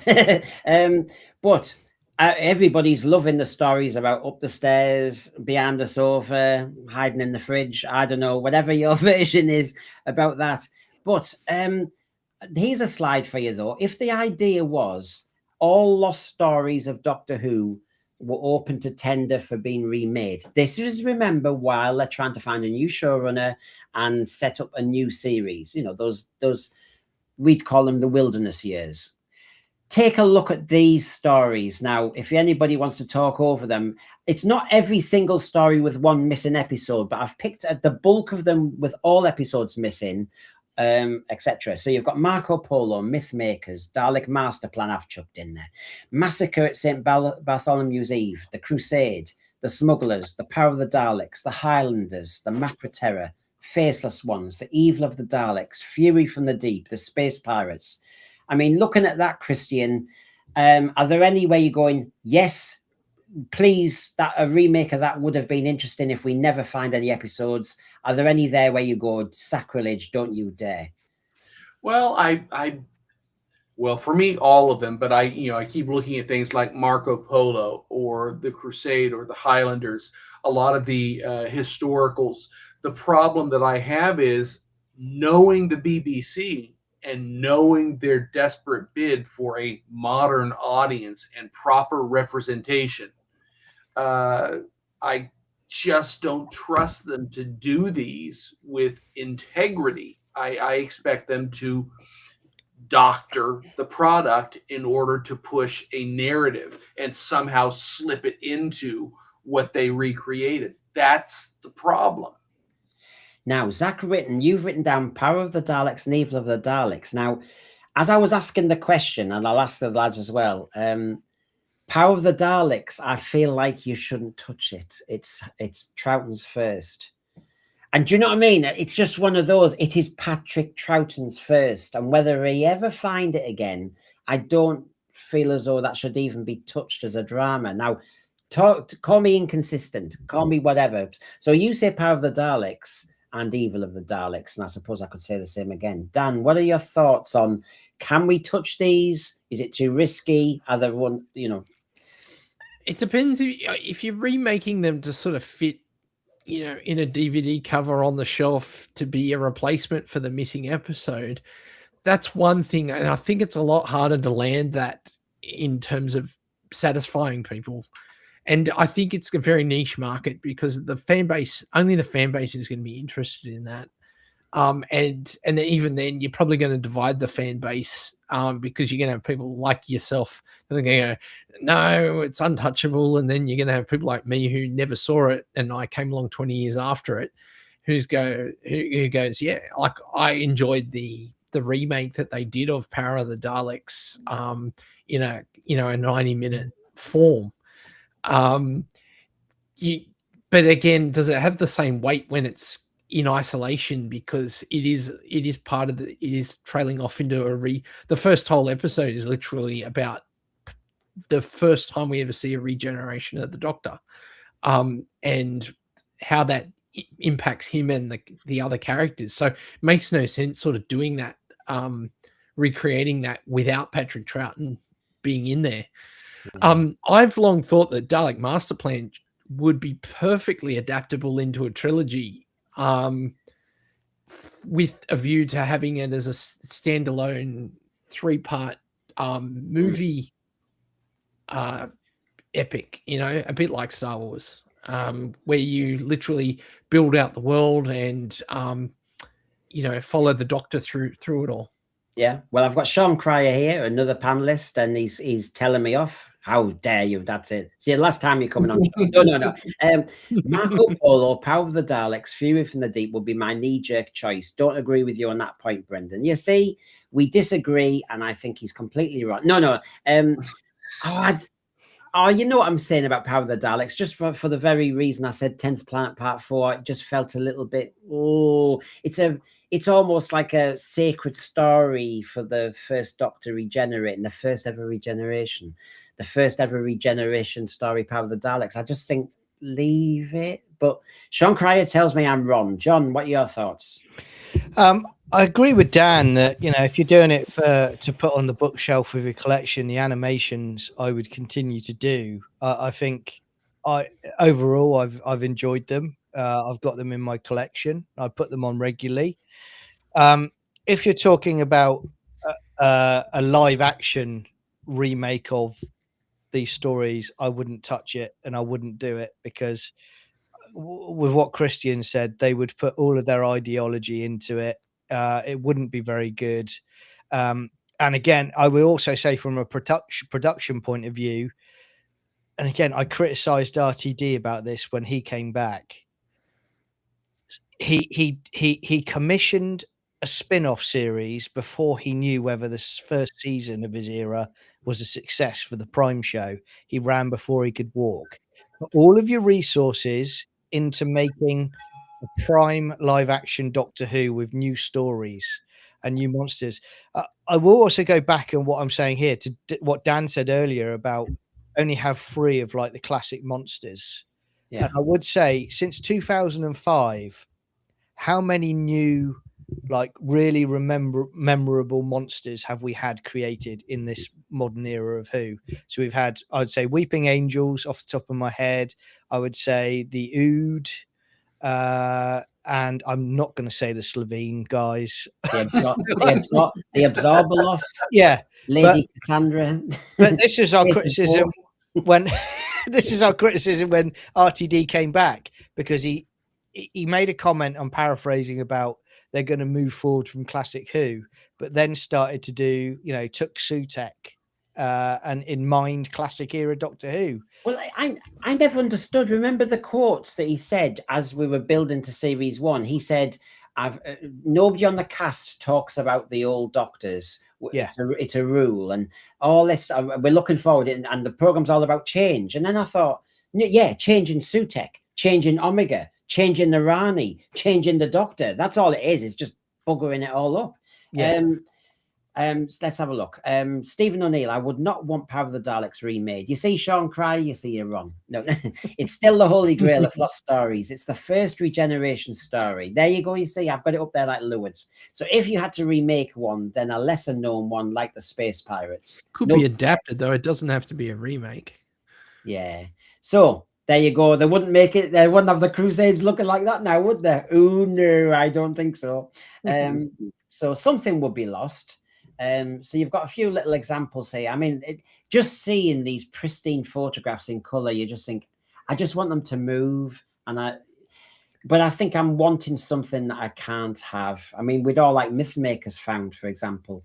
The Highlanders. I mean, come on, dear God. The Smugglers. Oh, God. And there's the Power of the Daleks, Sean. You see, I was remembering.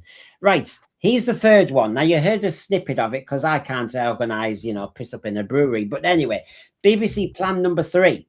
8th Doctor miniseries for BBC iPlayer. Now, my source said to this should happen regardless, but that ship has sailed. So I'll give you all a taster, lads. I am a manifestation of our consciousness. Where would I like? I don't do robes. We need help from the outside, which is easier said than done. You are not finished. How much longer before activation? I don't do robes. What's happening? Stop you moving any further through. I'm a manifestation of our consciousness, guardians of the air.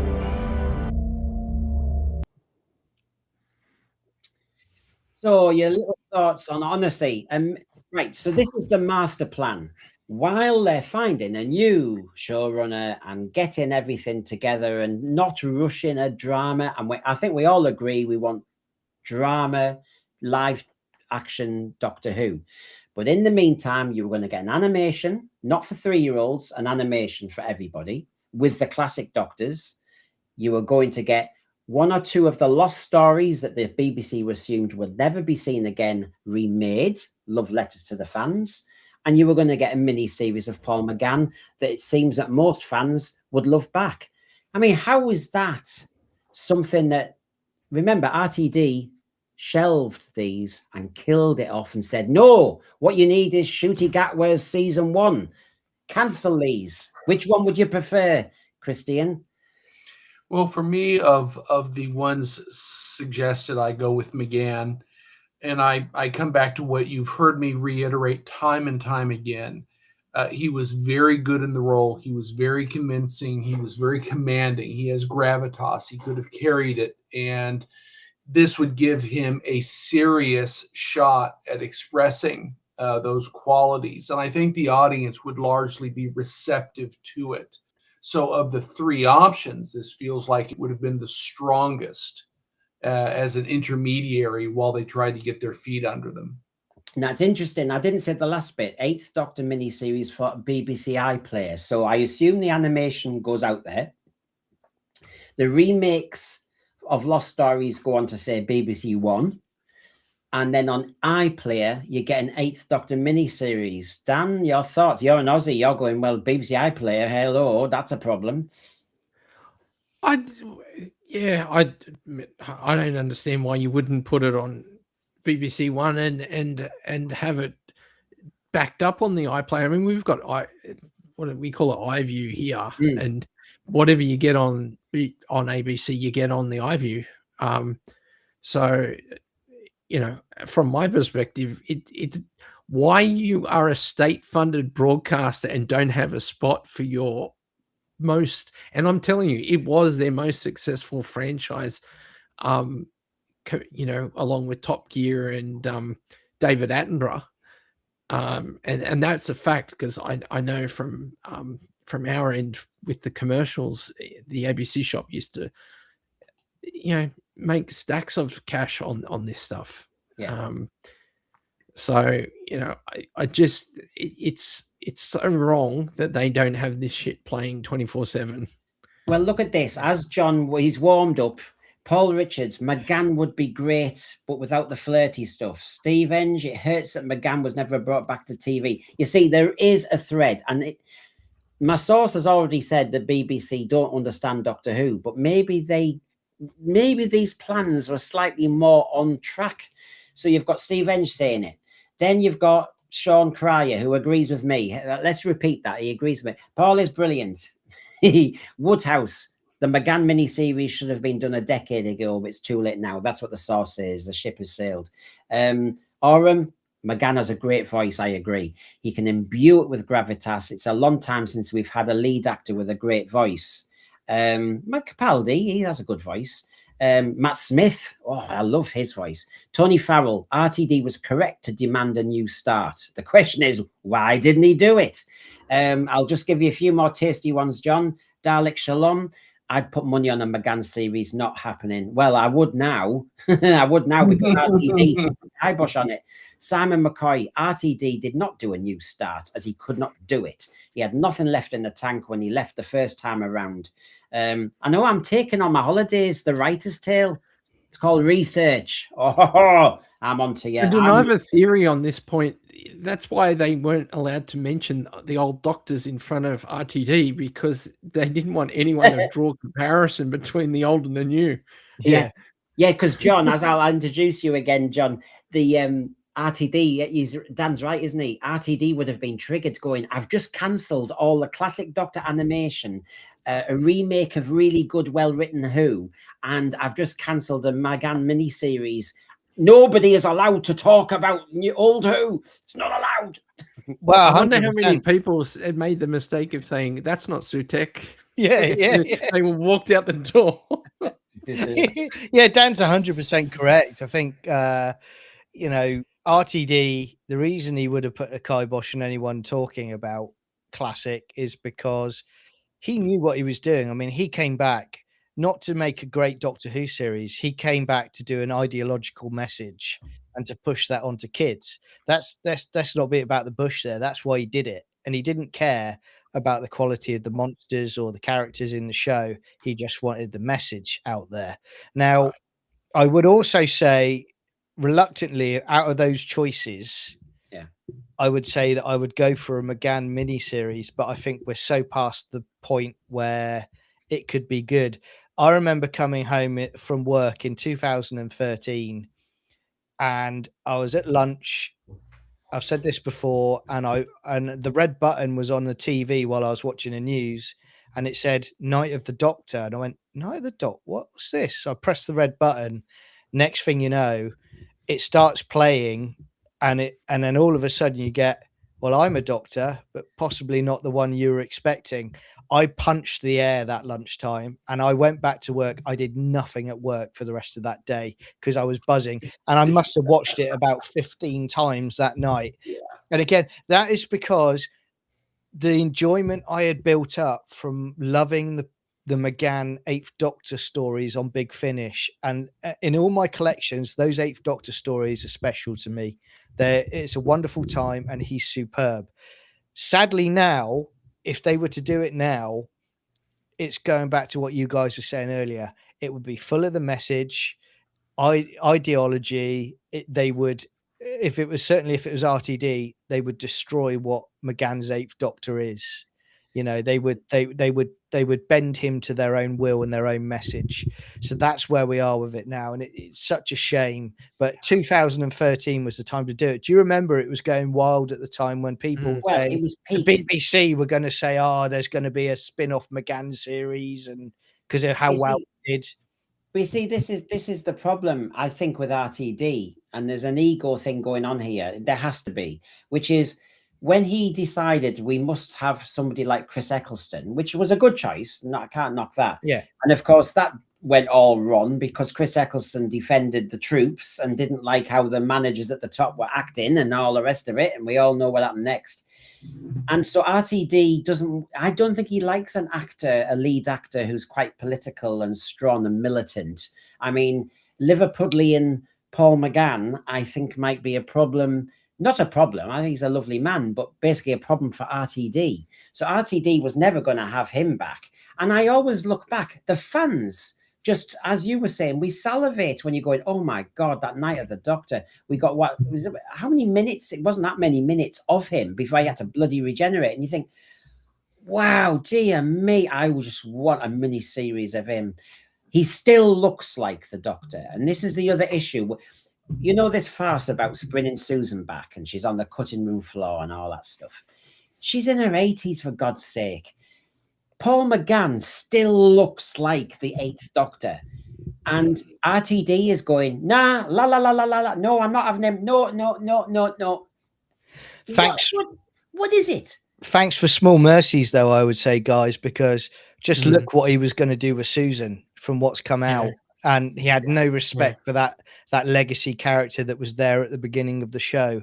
So if he's willing to do that to Susan, what was he willing to do to the 8th Doctor if he'd got his hands on the 8th Doctor? I'm still horrified they're letting him have the Christmas special, because God knows what he could still do in that 90-minute disaster. But this is sorry, Dan, this is what's so stupid. You know the slide I had at the beginning, that the BBC's, these 3 plans was to freshen up Doctor Who after the Chibnall years, to kind of detoxify it, to purify it and sell it on again. And I feel as though, Dan, that's where we are now, wanting a new streamer, wanting a new producer, fresh blood. And so basically the BBC and RTD kicked the can down the road, didn't make any decisions of any kind of, you know, merit. And now we are where we are. What we needed was a few years of reflection and hard thinking. Not to mention they've damaged the very classic branding of the show. You know, it's, you know, the show is not fit to wear that logo. I wonder, now, can I just say this to you, lads? Those were the plans shelved because RTD says, I'm back in the room and it's all about me and Shooty and all the rest of it. Now that RTD's out the door after the Christmas special, we're now doing an animation, not quite as we'd want, but we're doing an animation. It sounds as though the BBC might be looking at their plans and maybe going over them again. I wouldn't trust these people. No, I would not be surprised with that at all. Now that you've brought that, put that B in my mind. Okay, I'm thinking, they're going to do a CBBS version of it, and they'll look at this as justification to go back and say, we're going to do Marco Polo, but we're going to do it our way. And give us something like that. I would not be surprised that they would revisit some of these ideas and give us a bastardized But if RTD leaves, as in he should after the Christmas special, then McGann could come back, because I actually think you can't have McGann and RTD in the same room. I think that's been the issue. The trouble is, it won't be the 8th Doctor that we know as the 8th Doctor. It will be a diluted, woke version of the Doctor. That's what will happen. And I would say with these execs are not fit for purpose. And really, if there was anyone that was intelligent enough at the BBC, these people should be replaced from their positions of making decisions, because this show, and this backs up what Dan has said, in 89, when it was rested, it was in a position whereby it might have been rested, but there was so much love for the show still that people were actually getting involved. People were keeping it alive by reading the novels, reading the comic strips, buying the Doctor Who magazine, listening to the audios. Now, I would say that is severely damaged because of what RTD and his cohorts have done the last few years. That if it was to stop tomorrow permanently or rested, you wouldn't have that same emotion, that same passion that you had in 89 onwards, because of what they've done to it. Now, Nicola Dolby, good to see you. Has there been, asking all of us, thread and panel, has there been any news on who's replacing RTD next year, lads? Now, at Christmas, me and the Detoxers ruminated on, I bet it's Pete McTee next because he's been lined up. That is an educated guess regarding that's who RTD wanted and that's who Bad Wolf wanted. But it's not happening. And as you know, you watch a streamer every day and somebody has another leak or a theory that isn't true. They're just kind of milking it. I mean, you know, I could do shows every day saying, I think there's a leak saying Channel 5 might be doing Doctor Who, you know, all that crap. Basically, we've got quiet. And the quiet is because they need to freshen up Doctor Who. That's why we've got the Christmas special. I know we all doubt it's going to freshen up, but, you know, they're going to tidy it all up, ready to sell on. We've got rumors about different streamers. The streamers are all kind of wondering about whether this is now a dead brand. And they're also wondering whether they're going to be allowed to touch the back catalogue. And they're also wondering, will they have creative control because Disney didn't? So there's an awful lot of complications for the BBC to get their heads around this time. So we're in a real difficult situation. And I don't think the BBC are rushing. And there's no announcement of season 3. There's no announcement of a new showrunner. If you don't have a new showrunner, you can't pick a lead actor. So let's think about this. It's going to take years, this.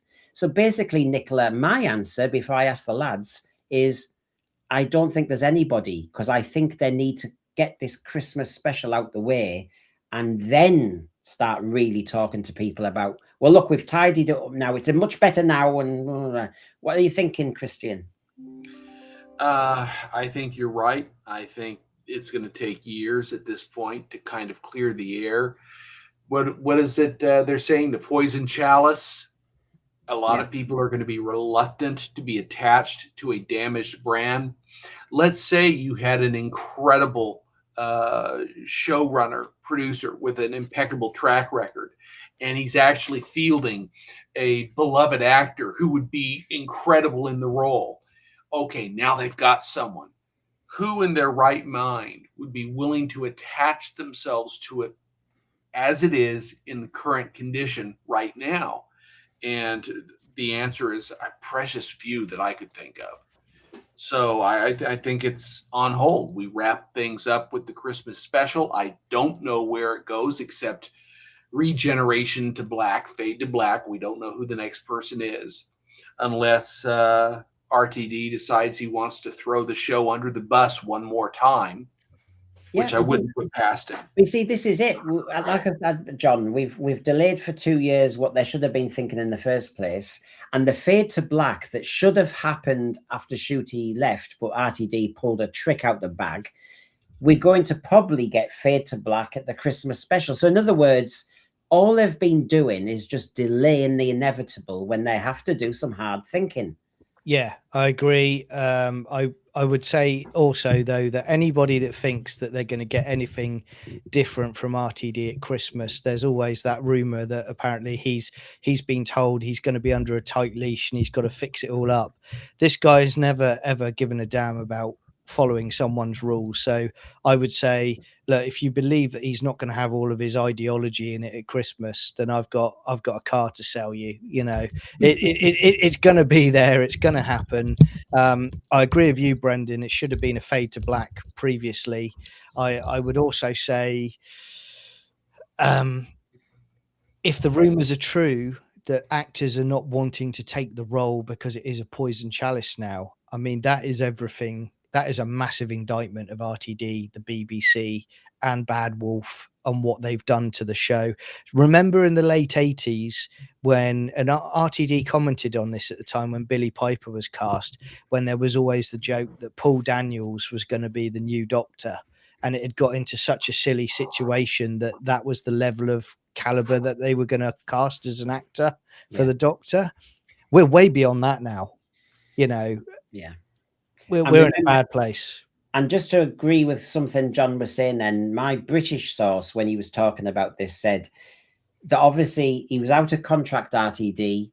They've pulled him back for this special and it will be on his terms. There's no reason why he has to come back like a naughty kid to do some homework. Yeah. He's coming back on his terms. So after what the source said to me, John, I agree that basically you're just going to get more RTD. So you are allowed to be cynical. If he has goodwill in him, will he tidy it up a little bit? But really, no. You're going to just get more of it. Farsight, thank you very much. That's a nice little present before I go on holiday. All the special will do is remind the public how bad Doctor Who has been. And this is a trouble. We're not getting out of it. But, you know, sorry, thank you for that. And the Who Pets are grateful.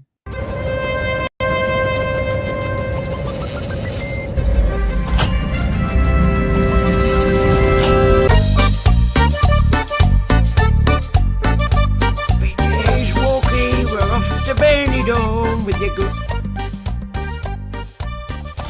I'll treat my wife to a blue rinse. I think I'll have a blue rinse. There you go. I'll. So, Dan, what are you thinking? I mean, you know, I'm not being cheeky. I'm not being cynical. But when you add all these thoughts tonight together of where we're going with this one, I do wonder whether we've just wasted time. Not us, but I mean the program has wasted time. Oh, it's done more than waste time. It's left the show diminished and damaged. And I mean, I've never been less excited about the thought of David Tennant or anyone coming back at Christmas time. Yeah. I found it was exhausting news knowing that this thing's got another year, that we've got to wait for this thing to play out. You know, I would much rather be thinking about, you know, like the Wilderness Years, getting missing episodes back and the 4K restoration of the movie, than worrying about what vandalism can occur in December. Jess Corbin, good to see you again. As a lot of people in the thread are saying, she's playing catch up. There were 3 ideas while Doctor Who was supposed to be off, before RTD said, I'm back in the room and I've got Catherine Tate and, you know, David Tennant if you want them. Anyway, and they were going to do an animated classic series of the Doctors. They were going to do a McGann mini-series, and they were going to do maybe some remakes of the Lost stories. So, Jess, you say you need a complete clean out of that cesspit, and that is not going to happen. Doctor Who is gone. No matter how they try and resurrect it, it ain't happening. So, good to see you, Jess. But no, we need reality checks. Or Sophie Aldred was a kids' TV presenter too, Corners. Yeah, and we all like, I mean, I think I can speak for John, although and then he can join in saying for himself, but you like that McCoy era, so I know you will love Sophie Aldred, won't you? Yeah, I mean, I adore the 7th Doctor era. It was, although I started with Davison, it was really probably the 7th Doctor that truly became my Doctor. It was my era, and there's some wonderful stories there, and I really liked how McCoy developed as he went along, and that carried on in audios. So, yeah, I love it, even though you don't, Brendan. Oh, no, I've now lost all my viewers. Yeah. I kind of talk to him. I go to panels. I go to them private panels when there's only 8 of you. And then you sit there going, I'm embarrassed now. There was some American at the 2013 one in Newcastle, and me and Jamie had paid extra to kind of, you know, be in a little room with the actor.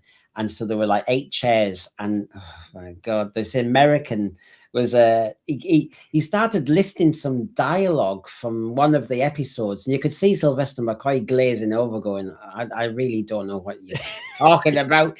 I can't remember scripts from that long ago. And I kept thinking, oh my God, this is like some sort of kind of neurodivergent convention. I was trying to think, what's he doing now? I knew I wasn't going to ask him Doctor Who questions because it's so long ago, and I can see that the actors try their best, bless them. And I was thinking of that, and you got all this, and then you got somebody else who was saying, I can't talk because I'm so overawed that I'm in the room, and I'm thinking, oh, get out. And I was just like losing it. I was embarrassed. But yeah, I like McCoy. I like McCoy. It's just I was an older teenager, so McCoy and me were never going to get on at the time. And I'm sorry, Time in the Rani was such a terrible start for him. I'll give you that. I'll give you that. It needed incident. Was that one of those moments where they probably should have had a rest before they kicked it off again? Yeah. It felt like they ran straight out of the end of Trial of a Time Lord and went, shit, we've got to do a show. Let's go. And especially with it being written for Colin as well, you know, they definitely should have rested. And the other thing is, we're all watching season 21 at the moment. There is an argument that Twin Dilemma was a bad idea to put at the end of that series. They needed a bit more time to just then do a brilliant launch for the 6th Doctor. That being said, I'd love to see that now. I would love to see midway through a season a total surprise where there's a regeneration, and and you've got a new Doctor, going on for the rest of the season. I mean, that would certainly hook people and take them by surprise. Imagine if in this Christmas special, David Tennant, it starts off as David Tennant, and in the first before Christmas, he gets killed, and he turns into Paul McGann. Imagine if it's Tennant, then it turns into Billy Piper, then Shooty, and then regeneration into the next Doctor. I have a funny feeling. I have a funny feeling we're going to see the Tennant Doctor regenerate into the Tennant Doctor, and then by generating to 2 Tennant Doctors. I have a funny feeling we're just going to have lots of little Tennant Doctors everywhere. But actually, I can see that. When John said about, and I'd like a surprise regeneration mid-season, I'm thinking, what seasons have we got? But anyway, I get your point. But didn't we have that? I've written 3 series with Shooty, and after 1 series, boss, I'm leaving. My knees have collapsed. So we had that in a way because he'd got this master plan to have Shooty meet Susan and the Daleks and all the rest of it. And in the end, Shooty said, by the way, I'm leaving. So we kind of did get that, John. Yeah. No, now that you've said it, Brendan, I'm just picturing it, a multiplicity of Tennant Doctors. That's what he would give us. Darn it. Twerking around the console. That's what we're going to get. God. Doing a special of Gardener's World. I've learned how to do with these bulbs, and he could get the Vervoids back because he's into gardening now. He could rake them up. Simon McCoy, Time and the Rani was the worst thing I've ever seen in Doctor Who at the time, and it got worse still, Space Babies. No, it wasn't. Jeez, the thing with Time and the Rani was the theatre moments. That it felt theatrical. The moment when he's recovering and he's in on that kind of the quotes wrong. They needed incidental music. It felt and sounded so theatrical, and that was the problem. They had some great. It wasn't well directed. I think that's fair. That scene. Yeah. But let's face it. It's got one of the best practical effects that you'll ever see in classic Who. Yeah, absolutely. It was a stunning idea. This is when Doctor Who really can do it. So even though Time and the Rani, I don't want to put on the telly too much, that effect I have watched many times. I just think it's a great effect to watch a Subutio player spinning around. Yeah, I think in defense of Time and the Rani and classic Who as well, when you have bad stories, I always find, and this is different to what we've got with RTD Who, with you mentioned Space Babies, I can look at those stories, and even if they're not great stories, there's at least something I can pick out of those classic stories. And I think, that was really good. I can see what they were trying to do there. Or I love this scene, or I love that dialogue. There's something doctorish here. But, when you're talking about Space Babies, for crying out loud, I mean, there is no redeeming quality in that whatsoever, and how anyone allowed him to sign off on that one, I have no idea. That's when you're in a hurry. Matthew McGee, good to see you. And yes, okay, you enjoyed Time and the Rani, and that is allowed. We are Doctor Who fans. It's just it wasn't my thing, right? So I did say let's cheer ourselves up before we start to depart. I mean, there's some really good news out there. So Steve Enge, Crimple into Bloom, the situation. I'm going to play 47 seconds of some restored clips of real, authentic, brilliant Doctor Who. Analyze the contents of this reel. Irrelevant data. Discard! Keep searching. It must be here. They are out there, I know it, and they're getting closer. There! Shh.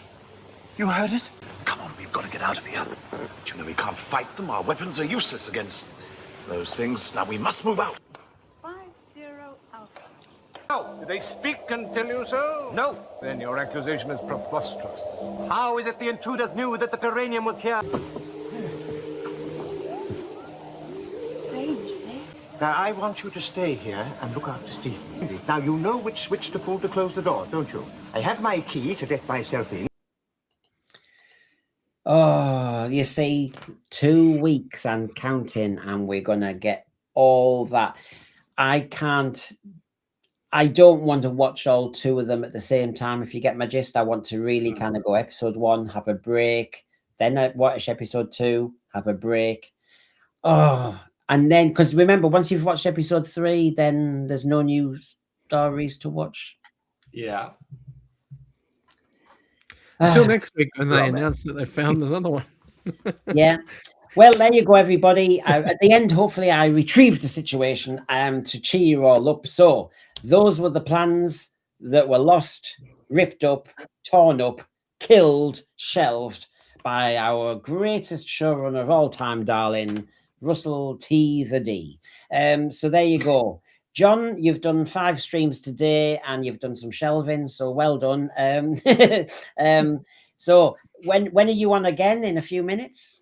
Yeah, I don't sleep anymore. I just literally inject stimulants into my heart.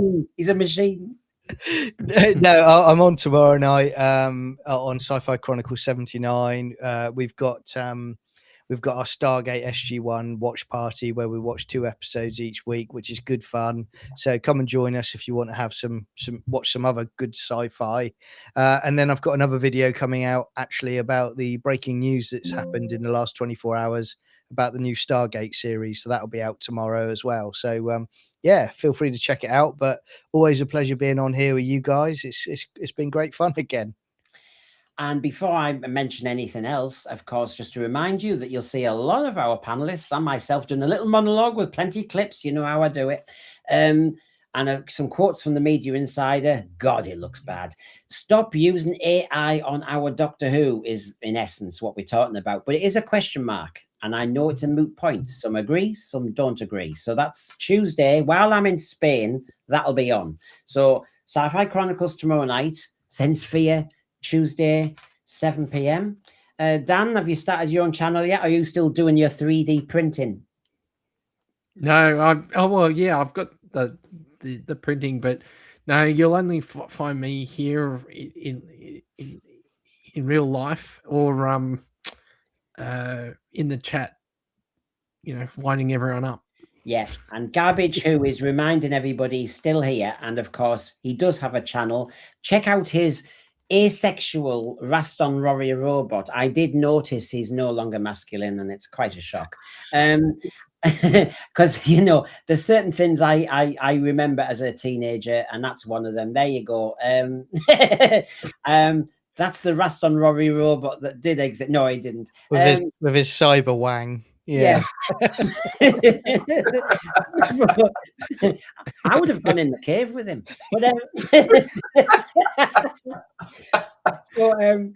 But you see, if you listen to the audio of 5 Doctors, above, between, below, I'd have gone between.